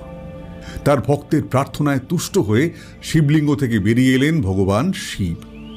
যমরাজ যদিও তখন তার দায়িত্ব পালনে অনড়, তখন ক্রোধের মাথায় শিব যমরাজকে বা মৃত্যুকে বধ করলেন। আর এইভাবেই কাল বা সময়ের অন্ত হলো, মৃত্যুর অন্ত হলো। কিন্তু সমস্যা হলো, এর ফলে মৃত্যু বন্ধ হয়ে গেল পৃথিবীতে। পৃথিবী আস্তে আস্তে খারাপ জিনিসে ভরে যেতে লাগলো। তখন দেবতারা আবার শিবের কাছে প্রার্থনা করলেন, আর শিব যমরাজকে আবার পুনর্জন্ম দিলেন। তাহলে মার্কণ্ডের কি হলো? মার্কণ্ডেয় সে শিবের বরদান পেল ওই 16 বছর বয়স নিয়েই এই পৃথিবীতে অমর হয়ে থেকে যাওয়ার। বলা হয় এখনো নাকি সে 16 বছর বয়সের ছেলে রূপে শিবের ভক্তদের মধ্যে এসে বসবাস করে। সবই তো বুঝলাম পার্থ, কিন্তু এর সাথে এই কেসটার কি সম্পর্ক? খুব গভীর সম্পর্ক সুরজিৎ। প্রথমত, এই 21 শতাব্দীতে বসে আজকালকার ছেলেমেয়েরা যে এই এক পৌরাণিক ঘটনার দ্বারা এতটা প্রভাবিত হতে পারে, তা আমি প্রথমে কল্পনাও করতে পারিনি। কিন্তু দেখলাম সব কিছু সুন্দর মিলে যাচ্ছে। কিরকম? প্রত্যেকটা ছেলে মেয়ের বয়স 16 বছরের আশেপাশে। প্রত্যেকটা ছেলে মেয়ে পড়াশোনা বা খেলাধুলায় অত্যন্ত ভালো, এবং সন্দীপের কথা অনুযায়ী ওদের আত্মহত্যা করার উদ্দেশ্য ছিল না, মৃত্যুকে হারানোই ছিল ওদের আসল উদ্দেশ্য। আর আমার ধারণা এদেরকে সেই সময় কোনো মন্ত্রও পাঠ করতে বলা হয়েছিল। সেই জন্যই কৌশিক যখন আত্মহত্যাটা ঘটতে দেখে, তখন ছেলেটা অতক্ষণ সময় নিয়েছিল। মন্ত্র? কোন মন্ত্র? মহামৃত্যুঞ্জয় মন্ত্র। কৌশিক, তুমি আমায় যে ইউটিউব চ্যানেলটা দেখালে, সেখানে রয়েছে এই মন্ত্রটি। আমাদের মূল অপরাধী মহেশের বাবা ওকে শিখিয়েছিল এই মন্ত্র। তাই নাকি? কই, আমার তো চোখে পড়েনি। একটু খুঁটিয়ে দেখলেই পড়তো। আচ্ছা, সবই তো বুঝলাম, কিন্তু এই ছেলেটি এখানে এলো কেন? তার আসার কারণ কি? আমি এটা সত্যি বুঝতে পারতাম না যদি না আমি সেদিন ওকে ধরবার সময় ওর সাথে কতক্ষণ কথা বলতাম। ছেলেটি তামিলনাড়ুর তিরুকাদায়ুর নামের একটি জায়গা থেকে এসেছে। এইখানে শিবের একটি কালান্তক রূপের মন্দির রয়েছে। হ্যাঁ, কালের অন্ত করল যে, সেই থেকে নাম কালান্তক। ওদের গ্রামে শিবের ভক্তেরা এই কালান্তক রূপী শিবের পুজো করে থাকেন। এই 21 শতাব্দীতে বসে, যেখানে আমরা কম্পিউটার অ্যান্ড্রয়েডের কথা বলছি, যেখানে আমরা ভারতবর্ষের মানুষের মনে যে কতখানি অন্ধকার রয়েছে, তা সত্যি বোঝা খুব কঠিন। ওর বাবা একজন পূজারী ছিলেন, যিনি মনে করতেন মৃত্যুঞ্জয়ীরা এখনো পৃথিবীর বুকে জন্মগ্রহণ করছে যুগে যুগে, কিন্তু তাদেরকে সঠিক পথে নিয়ে যাওয়ার কেউ নেই। এই মৃত্যুঞ্জয়ীরা সাধারণ মানুষের থেকে অনেক বেশি বুদ্ধিমান ও সুন্দর। ওর বাবার মৃত্যুর সময় তিনি ওকে বলেন কোনোভাবে এদের খুঁজে বার করতে, কারণ এরাই সৃষ্টি করবে তীক্ষ্ণ বুদ্ধিসম্পন্ন উত্তরাধিকারীদের। তার বাবার কথা রাখতেই মহেশ এই কর্মকাণ্ডের কথা ভাবে। এমনিতেই ছোটবেলা থেকে ওর মধ্যে আধ্যাত্মিকতা প্রবেশ করে। তারপর বাবার সাথে থেকে থেকে এই বিভিন্ন দেবদেবীদের ব্যাপারে জেনে ও আরও এর প্রতি আকৃষ্ট হয়ে পড়েছিল। ও আরেকটা জিনিস, ওর বাবার কাছে অনেক ধরনের বাদ্যযন্ত্র বাজানো শিখেছিল। বাবার মৃত্যুর পর ওর এক কাকা, যিনি কলকাতায় চাকরি করতেন, তার সাথে কলকাতায় এসে ও বসবাস শুরু করে। কলেজে ভর্তি হয়, সেখানেই কিছু বন্ধুদের সাথে এক হয়ে একটা ব্যান্ড তৈরি করে। বিভিন্ন বিদেশি গান ওরা নিজেদের মতো করে বানিয়ে কলেজের ফেস্টগুলোতে বাজাতে শুরু করে। অল্প দিনেই বেশ জনপ্রিয় হয়ে ওঠে ওদের ব্যান্ড বিভিন্ন কলেজে। তারপর এক ধরনের সুর, যাকে ট্রান্স বলে, সেরকম সুর দিয়ে ওরা গান বানিয়ে ইউটিউবে দিতে শুরু করে। সেই চ্যানেলটির সাবস্ক্রাইবারও আস্তে আস্তে বাড়তে শুরু করে। কিন্তু বাবাকে দেওয়া কথা তখন ওর মাথায় ছিল, তাই তার চ্যানেলের সাবস্ক্রাইবার এবং অন্যান্য সোশ্যাল মিডিয়া প্ল্যাটফর্মের ভক্তদের সে তার সাথে যুক্ত হতে আহ্বান জানায়। অনেক লোক যুক্ত হতে চাইলেও সবাইকে নেওয়া হয় না, খুব বাছাই করে লোকেদের নেওয়া হয়। ঠিক যেমন তার বাবা বলেছিলেন, সে খুঁজে বার করে সব নামী মানুষদের ছেলে মেয়েদের, যারা আর কিছুদিনেই 16 বছরে পৌঁছবে। ব্যাস, তারপর শুরু হয় এই মরণ খেলা। স্যার একটু জল খেয়ে নিয়ে আবার বলতে শুরু করলেন, ও আরেকটা কথা, এই ছেলেটি দর্শনে পিএইচডি। তো শুধু যে বাবার কথাতেই সে প্রভাবিত হয়েছে তা নয়, তার সাথে নিজেদের পড়াশোনার মধ্যে থেকেও বিভিন্ন জিনিস সংগ্রহ করে। এই যেমন ধরো ফ্রি উইল। ফোনের ওদিক থেকে একটা আওয়াজ ভেসে এলো। সেটা আবার কি? পাশ্চাত্যের কিছু দর্শন শাস্ত্রে এই ভাবনার কথা দেখা যায়। এর মানে হলো সবকিছুই নিয়তির দ্বারা নির্ধারিত নয়। মানুষ নিজের ইচ্ছে এর পরিবর্তন আনার ক্ষমতা রাখে, এবং মানুষ যদি চায় তাহলে সে সব কিছুই করতে পারে। এই ক্ষেত্রে মৃত্যুকেও জয় করতে পারে। মৃত্যুর যে দুরকমের ফিলোসফি ছিল, মহেশ চেয়েছিল সেটার বাইরে বেরোতে। মৃত্যুই জীবনের শেষ নয়, মৃত্যুর সামনে দাঁড়িয়ে তাকে হারানোর চেষ্টা করেছিল। আর তারই এক্সপেরিমেন্টের গিনিপিগ ছিল এই নাবালক ছেলেগুলো। আরে, এটা তো মানসিক বিকৃতি। কিন্তু মানসিক বিকৃতির দোষ শুধুমাত্র যে ওকে দেওয়া চলে না সুরজিৎ। ও যে ক্রাইম করেছে সে তো নিজে করেনি, প্রত্যেকে রাজি হয়েছে এই খেলায় অংশগ্রহণ করতে। এই ধরনের ক্রাইমকে আমরা আমাদের ভাষায় কনসেনসুয়াল ক্রাইম বলে থাকি, অর্থাৎ ভিকটিমের সম্মতি নিয়ে তার সাহায্যে তার উপর অত্যাচার করা। এখানে শুধু মহেশের দোষ দেখলে চলবে না। আমাদের সমাজ এই বিশিষ্ট ব্যক্তিদের সন্তানদের উপর প্রত্যহ যে চাপ সৃষ্টি করছে, এটা তার ফলও বলা যায়। ছোটবেলা থেকে এই যে সেলিব্রিটি হিসেবে দাগিয়ে দেওয়া, বলে দেওয়া তুমি সবার থেকে আলাদা, এর যেমন ভালো দিক আছে সেরকম খারাপ দিকও আছে। এই বাচ্চাগুলো নিজেদের মতো বাঁচার অধিকার হারিয়ে ফেলেছে। সব কিছুতে সেরা হওয়ার দৌড়ে এরা প্রতিদিন হেরে যাচ্ছে। এরা যা ভালোবেসেছে তা পাচ্ছে না। কেউ কেউ সেই থেকেও খারাপ পথে বেছে নিচ্ছে। My goodness. ফোনের ওদিক থেকে আওয়াজ ভেসে এলো। এরকম ক্রাইম আগেও হয়েছে বিভিন্ন দেশে, কিন্তু এত বড় মাত্রায় ভারতবর্ষে মনে হয় এই প্রথম। এই ধরনের ক্রিমিনাল যারা নিজেদের কাল্ট তৈরি করতে চায়, তাদের মধ্যে এই ধরনের প্রাচ্য ও পাশ্চাত্যের নানান ধরনের চিন্তাভাবনা মিলে মিশে প্রকাশ পায়। আমার দেখা এরকম আরও কয়েকটা কেস রয়েছে। আর শুধু তাই নয়, ছেলেটি যে উচ্চশিক্ষিত সেটাও বুঝতে পারি। আর তাছাড়াও ও যে যে জায়গাগুলোতে নিজের নেটওয়ার্ক ছড়িয়েছে, সবগুলোতেই ওর স্টুডেন্টদের সাথে যোগাযোগ রয়েছে ওর পড়াশোনার জন্য। ও এই সব জায়গায় থেকে পড়াশোনাও করেছে। আমার মাথা কিছু কাজ করছে না পার্থ। এ কোন সময় বাস করছি আমরা, যেখানে চারিদিকে প্রযুক্তির এত জয় জয়কার, সেখানে মানুষ এই প্রযুক্তিকেই ব্যবহার করে এত হিংসা ছড়াচ্ছে। আর কত সহজে এত সংখ্যক মানুষের মাথায় এসব প্রবেশ করে যাচ্ছে এইসব সোশ্যাল মিডিয়ার সাহায্যে। আমার মনে হয় তার এক চরম উদাহরণ হিসেবে তোমরা এই কেসকে দেখতে পারো। এর আগেও সোশ্যাল মিডিয়ার সাহায্যে হিংসা ছড়িয়েছে, মানুষ মারা গেছে, কিন্তু এরকম প্ল্যান করে সবাইকে আস্তে আস্তে মৃত্যুর দিকে ঠেলে দেওয়া মনে হয় এই প্রথম। তো তুমি এগুলো কি সব সেই দিন ওই ছেলেটার সঙ্গে কথা বলেই জানতে পারলে? না, ওর থেকে কিছু জিনিস জানতে পারলেও সব পারিনি। ফিরে এসে আমি তাই খোঁজ খবর শুরু করলাম।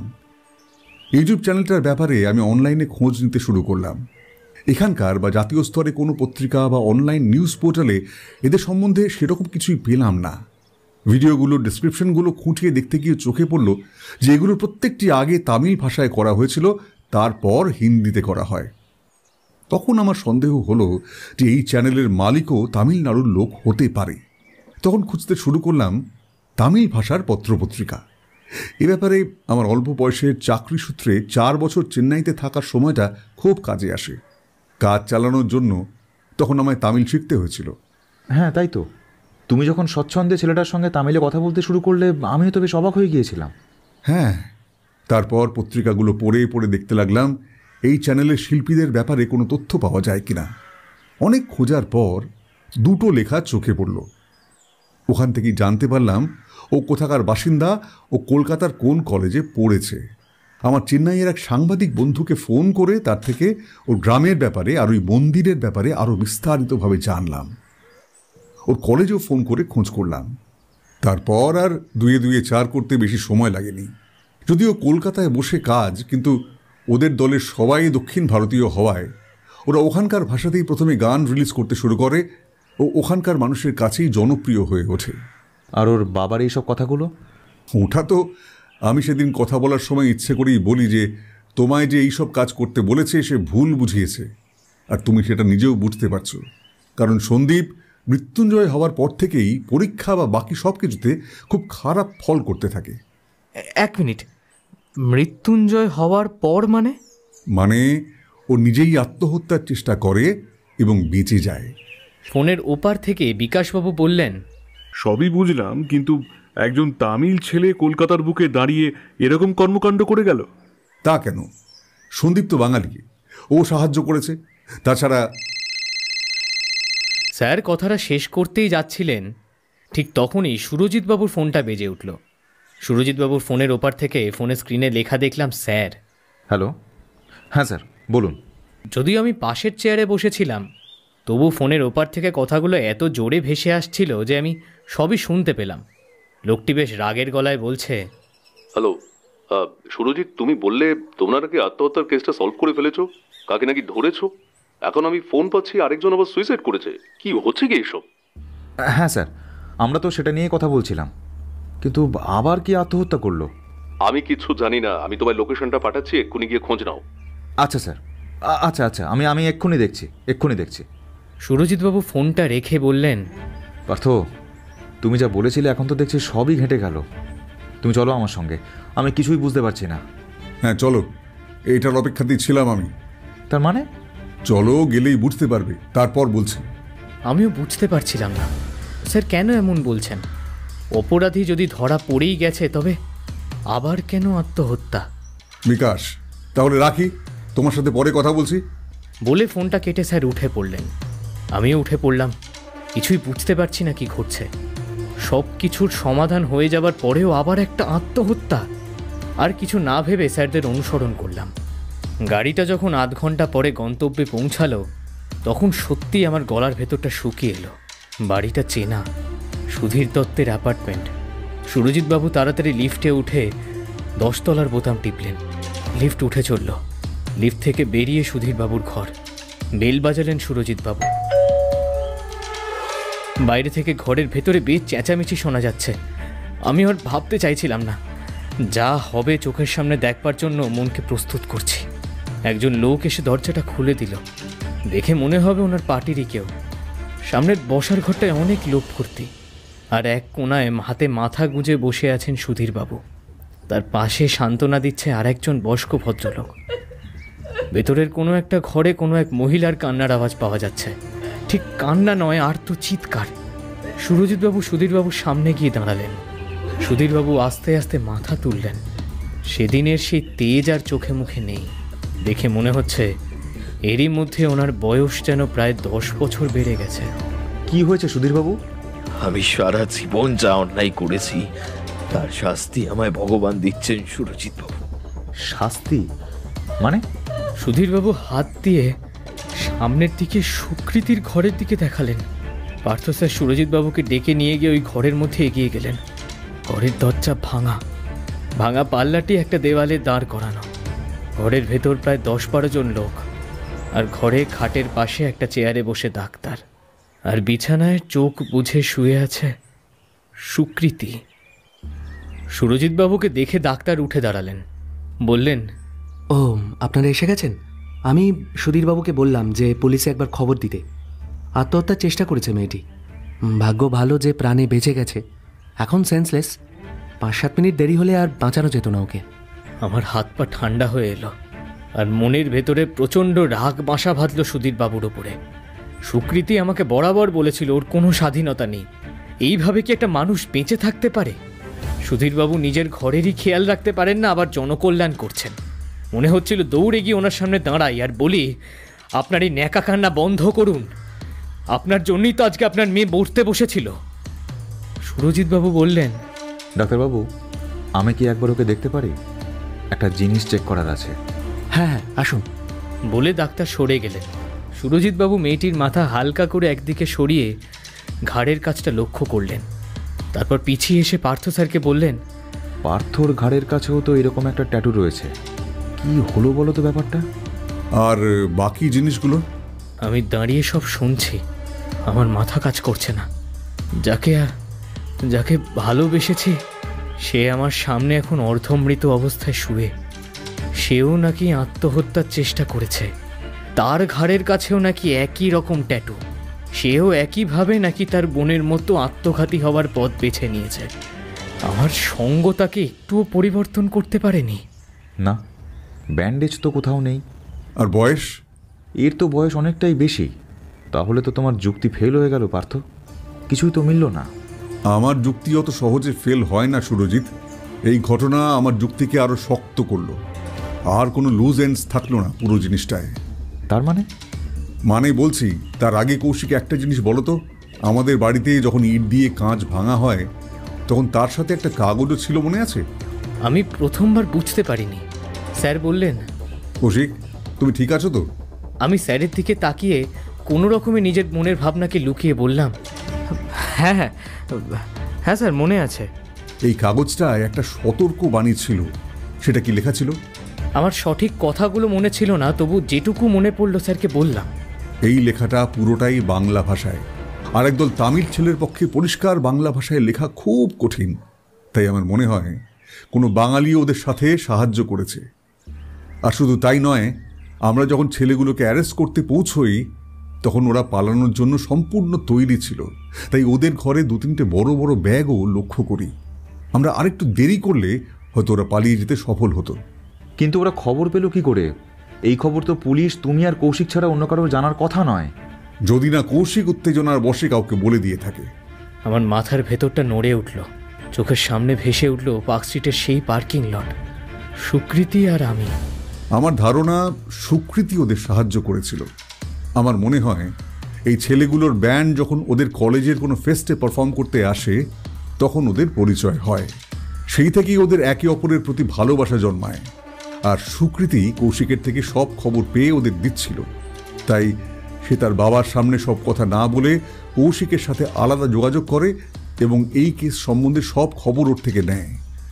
তারপর আমার বাড়িতে হামলা করতে ওদের সাহায্য করে যাতে আমি আর এই কেসের সাথে না জড়াই। কিন্তু যখন সে দেখলো শেষ রক্ষা হয়নি তখন সে তার প্রেমিককে পালিয়ে যেতে বলে। একবার শহর ছেড়ে বেরিয়ে গেলে পুলিশের তাকে ধরা কঠিন হতো। তার মানে তুমি বলছো যে সুকৃতি নিজেও তার বোনকে সুইসাইডের প্ররোচনা দিয়েছিল?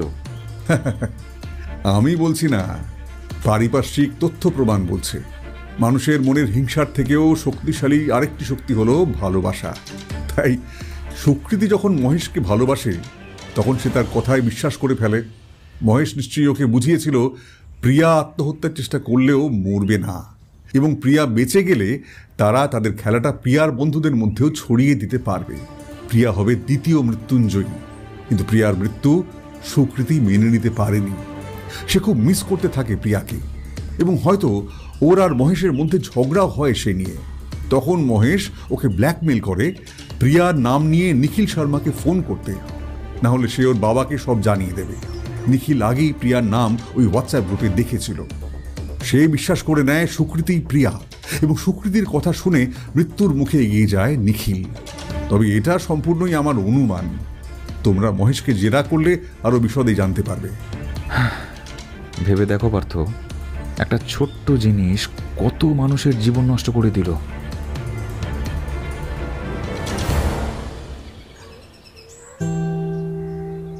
আমি আর শুনতে পারছিলাম না, ঘর থেকে বেরিয়ে এলাম। বাইরে এসে লিফটে করে একদম অ্যাপার্টমেন্টের নিচে চলে এলাম। সামনে সুসজ্জিত বাগান, কিছু বাচ্চা ছেলে মেয়ে খেলা করছে। আস্তে আস্তে হেঁটে গিয়ে সেই বাগানের একটা বেঞ্চে বসলাম। অনেক কিছু মাথার ভেতর আসছে আবার বেরিয়ে যাচ্ছে, কোনোটা কি ধরে রাখতে পারছি না। বাঁধনটা যেন কোথাও আলগা হয়ে গেছে। কি ভাবছি, কি করছি কিছুই বুঝতে পারছি না। সামনে ছেলে মেয়েগুলোর দিকে ফ্যাল ফ্যাল করে তাকিয়ে রইলাম। চোখটা ভিজে এলো একটা সময়। কোনো চিন্তা ভাবনার জন্য নয়, এমনি। ভালোবাসা সত্যিই খুব শক্তিশালী, আমার ভেতরটা তোলপাড় করে দিচ্ছে। আমি আগেই বলেছি আমি মাতাল নই। মদ আমি খাই ঠিকই, যখন যেমন জোটে। আজও খাচ্ছি। এরই মধ্যে 4 পেগ শেষ করে ফেলেছি, বাকিরা এখনো 2 পেগে আটকে। এই দেখলেন, আবার আপনি আমায় মাতাল ভাবলেন। আরে ওরাও খাবে, কিন্তু এখন সবাই একটা নতুন কম্পিউটার গেম খেলতে ব্যস্ত। ওদের বুঝিয়ে উঠতে পারিনি এখনও যে গেম খেলে কি অবস্থা হয়েছে দেশের ছেলে মেয়েদের। আর আমি আর কোনোদিনই গেম খেলবো না। এখন যে গেমটা চলছে তাতে একটা জায়গায় একটা সুন্দরী মেয়েকে প্রেম নিবেদন করতে হয়। সে বারবার প্রত্যাখ্যান করে, কিন্তু তবুও গেমের পরের ধাপে যেতে যেতে ওকে প্রেমিকা বানাতেই হবে। সুমিত দেখলাম নেট থেকে ঘেঁটে মেয়েটিকে কি করে বশ করতে হয় তার চিট কোড বার করলো, আর খুব তাড়াতাড়ি মেয়েটিকে পটিয়েও নিল। বাস্তবিক জীবনেও এরম যদি চিট কোড থাকতো তাহলে বোধহয় ভালো হতো। তাহলে প্রেমকে পরিণতি দেওয়া অনেক সহজ হতো। আমার মনে স্বীকৃতির জন্য আর কোনো দুঃখ নেই, বা হয়তো আছে, বোঝা মুশকিল। আপাতত এইটুকু খবর পেয়েছি যে ও সুস্থ আছে। পুলিশ ওকে জিজ্ঞাসাবাদ করছে। আমি পার্থ স্যারকে বলে কিছুদিন ছুটি নিয়েছি, কেন জানি না আর ইচ্ছা করছে না। খুব উৎসাহর সাথে স্যারের সঙ্গে কাজ শুরু করেছিলাম, কিন্তু সেই কাজ যে আমাকে এই অবস্থায় টেনে নিয়ে আসবে তা ভাবিনি। বঙ্কু কিছুক্ষণ হলো এসেছে অফিস থেকে, বেশ ক্লান্ত লাগছে।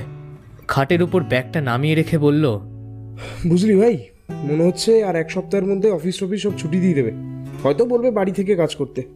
সুমিত কম্পিউটার স্ক্রিন থেকে চোখটা না সরিয়েই বলল, কিসের জন্য? কেন, তোদের কিছু বলেনি? কলেজগুলোও বন্ধ হবে তো। আর সেই ভাইরাস যার ব্যাপারে পড়ছি আজকাল, চীন থেকে এসছে, ওর জন্য তো প্রচুর লোক মরছে। সবাই আজ বলা বলি করছিল, আর ওটা নাকি বাতাসে ছড়ায়। আমাদের প্রণবদাকে দেখি আজ অফিসে মাস্ক পরে এসছে, আর বারবার হাত স্যানিটাইজ করছে। বলছে নাকি হেভি ডেঞ্জার, সবাই মরে যাবে। ধুর তোর এই প্রণবদা, সালা বুড়ো মাল, অল্পতেই ভয় পায়, কিছু হবে না। আরে না ভাই, কি বলিস বলতো, ইন্টারন্যাশনাল ফ্লাইটে সব ভারতে ঢোকা বন্ধ করে দিচ্ছে আস্তে আস্তে। কোথায়? এই তো আমার এক বন্ধু আসছে লন্ডন থেকে, কোথায় বন্ধ করেছে? আরে সব করেনি, করতে শুরু করেছে মাত্র। আরে কি কৌশিকটা এরকম মুখ গম্ভীর করে বসে আছে কেন? সুমিত গেমের মধ্যে একটা দৈত্যকে তলোয়ার দিয়ে দুভাগ করে দিয়ে বলল, ওর মনে হয় ব্রেকআপ হয়েছে। বেচারা খুব দুঃখ পেয়েছে, তাই আর জল না মিশিয়ে অলরেডি 4 পেগ মেরে দিয়েছে। বঙ্কু আমার কাছে এসে ফিসফিস করে বলল, ভাই সব ঠিক আছে তো? দেখ, ওরকম ব্রেকআপ হতেই থাকে, যত হবে তত জীবনে অভিজ্ঞতা বাড়বে। এই এই এই এই যে আমার মাথায় দেখ, অলরেডি 3টে ব্রেকআপ ফেস করেছি আমি। হেরে গেলে তো চলবে না। ধুর, তোরগুলো সব 1 সাইডেড ব্রেকআপ। মেয়েগুলো তো জানেই না যে তাদের ব্রেকআপ হয়েছে বা তোর সাথে প্রেম ছিল। আরে তুই চুপ কর তো। তবে ভাই, যদি দুঃখ হয় আমাদের সব খুলে বলবি, আমরা তো রয়েছি। আর মদের গ্লাস হাতে থাকলে কখনো মিথ্যা কথা বলতে নেই, ঠাকুর পাপ দেয়। বঙ্কুর কথা শেষ না হতেই ফোনটা বেজে উঠল। কিছুদিন হলো এই ফোনে আর কোনো মেসেজ বা ফোন আসে না রাত 10টার পরে। বার করে দেখলাম পার্থ স্যার। ফোনটা হাতে নিয়ে টলতে টলতে বারান্দায় গিয়ে দাঁড়ালাম। সুমিত দেখলাম বলছে, এইবার মনে হয় মান ভাঙানোর পালা শুরু হলো বলে ওরা দুজন হেসে উঠল। ওরা জানে না যে মান ভাঙানোর কোনো পালা আর হবে না। আমি যে আঘাত পেয়েছি তাকে ভুলে যাওয়া সত্যি কঠিন। হ্যালো কৌশিক। হ্যাঁ স্যার বলুন। জানি তুমি ছুটিতে, তাও ফোন করলাম। আসলে আমি একটা জিনিস ভাবলাম তোমায় জানিয়ে রাখি, পরে যদি মনে না থাকে। এই কেসটায় তুমি সবসময় আমার সাথে সাথে ছিলে, সবকিছুই খুব কাছ থেকে দেখেছো। তো আমি চাই তুমি এই পুরো ব্যাপারটা নিয়ে কোথাও লেখো। তুমি তো আগে ছোটখাটো লেখালেখি করতে, আবার শুরু করো। আসলে এমনিতে আমাদের এই ক্রিমিনোলজি বিষয়টা খুবই গুরুগম্ভীর। আজকালকার ছেলেমেয়েরা একদমই জানতে আগ্রহী নয়, তবে তুমি যদি একটু কল্পনা শক্তি ঢুকিয়ে জিনিসটাকে মানুষের কাছে ঠিক মতো পৌঁছে দিতে পারো, তাহলে হয়তো ব্যাপারটায় আরো লোকে আগ্রহ পাবে। সে তুমি প্রবন্ধ রূপে লেখো বা গল্প রূপে, সেটা আমি তোমার হাতেই ছেড়ে দিলাম। আমার এসব শুনতে আর ভালো লাগছিল না। বুঝতে পারছিলাম স্যার আমার ওপর অনেকটা নির্ভরশীল হয়ে পড়েছেন, কিন্তু স্যারকে ভরসা দেবার মতো ক্ষমতা আমার কতটা আছে আমি জানি না। আগের কেসটায় যে মূল অপরাধী, তার প্রেমিকাকেই আমি ভালোবেসে ফেলেছিলাম। ভবিষ্যতে এরকম আরও কি করব তার ঠিক নেই। যাই হোক, স্যারকে বললাম, ঠিক আছে স্যার, আমি পরশুদিন এসে আপনার সঙ্গে কথা বলছি। স্যার বোধহয় বুঝতে পারলেন আমি নেশার ঘরে আছি, তাই আর কথা বাড়ালেন না। বিচক্ষণ মানুষ। আমি ফোনটা কান থেকে নামিয়ে টলতে টলতে দরজার কাছে এসে দাঁড়ালাম। ঘরের ভেতরে সুমিত, জ্যোতি, বঙ্কু আর বনি। বনি সবে ঢুকেছে, সবাই আমার দিকে তাকিয়ে। সামনে সাজানো পেয়ালা, সবার গ্লাসে ঢালা হয়েছে অমৃত, ওল্ড মঙ্ক। ওরা আমার জন্যই অপেক্ষা করছিল। আমিও হাতে তুলে নিলাম গ্লাসটা। সবাই মিলে জোরে চেঁচিয়ে উঠলাম, উল্লাস!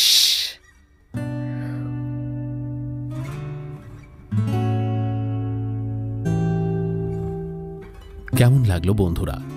আজকের গল্পটি যদি ভালো লেগে থাকে তাহলে চ্যানেলটিকে কিন্তু অবশ্যই সাবস্ক্রাইব করতে হবে। শেষ হল সুলেখক কৌশিক মজুমদারের কলমে ডক্টর পার্থ সিরিজের প্রথম গল্প কালান্তক রহস্য। খুব শিগগিরই আবার ফিরে আসব নিশিডাক গল্পের আড্ডায় নতুন কোনো রহস্য রোমাঞ্চ গল্প নিয়ে। সবাই ভালো থেকো।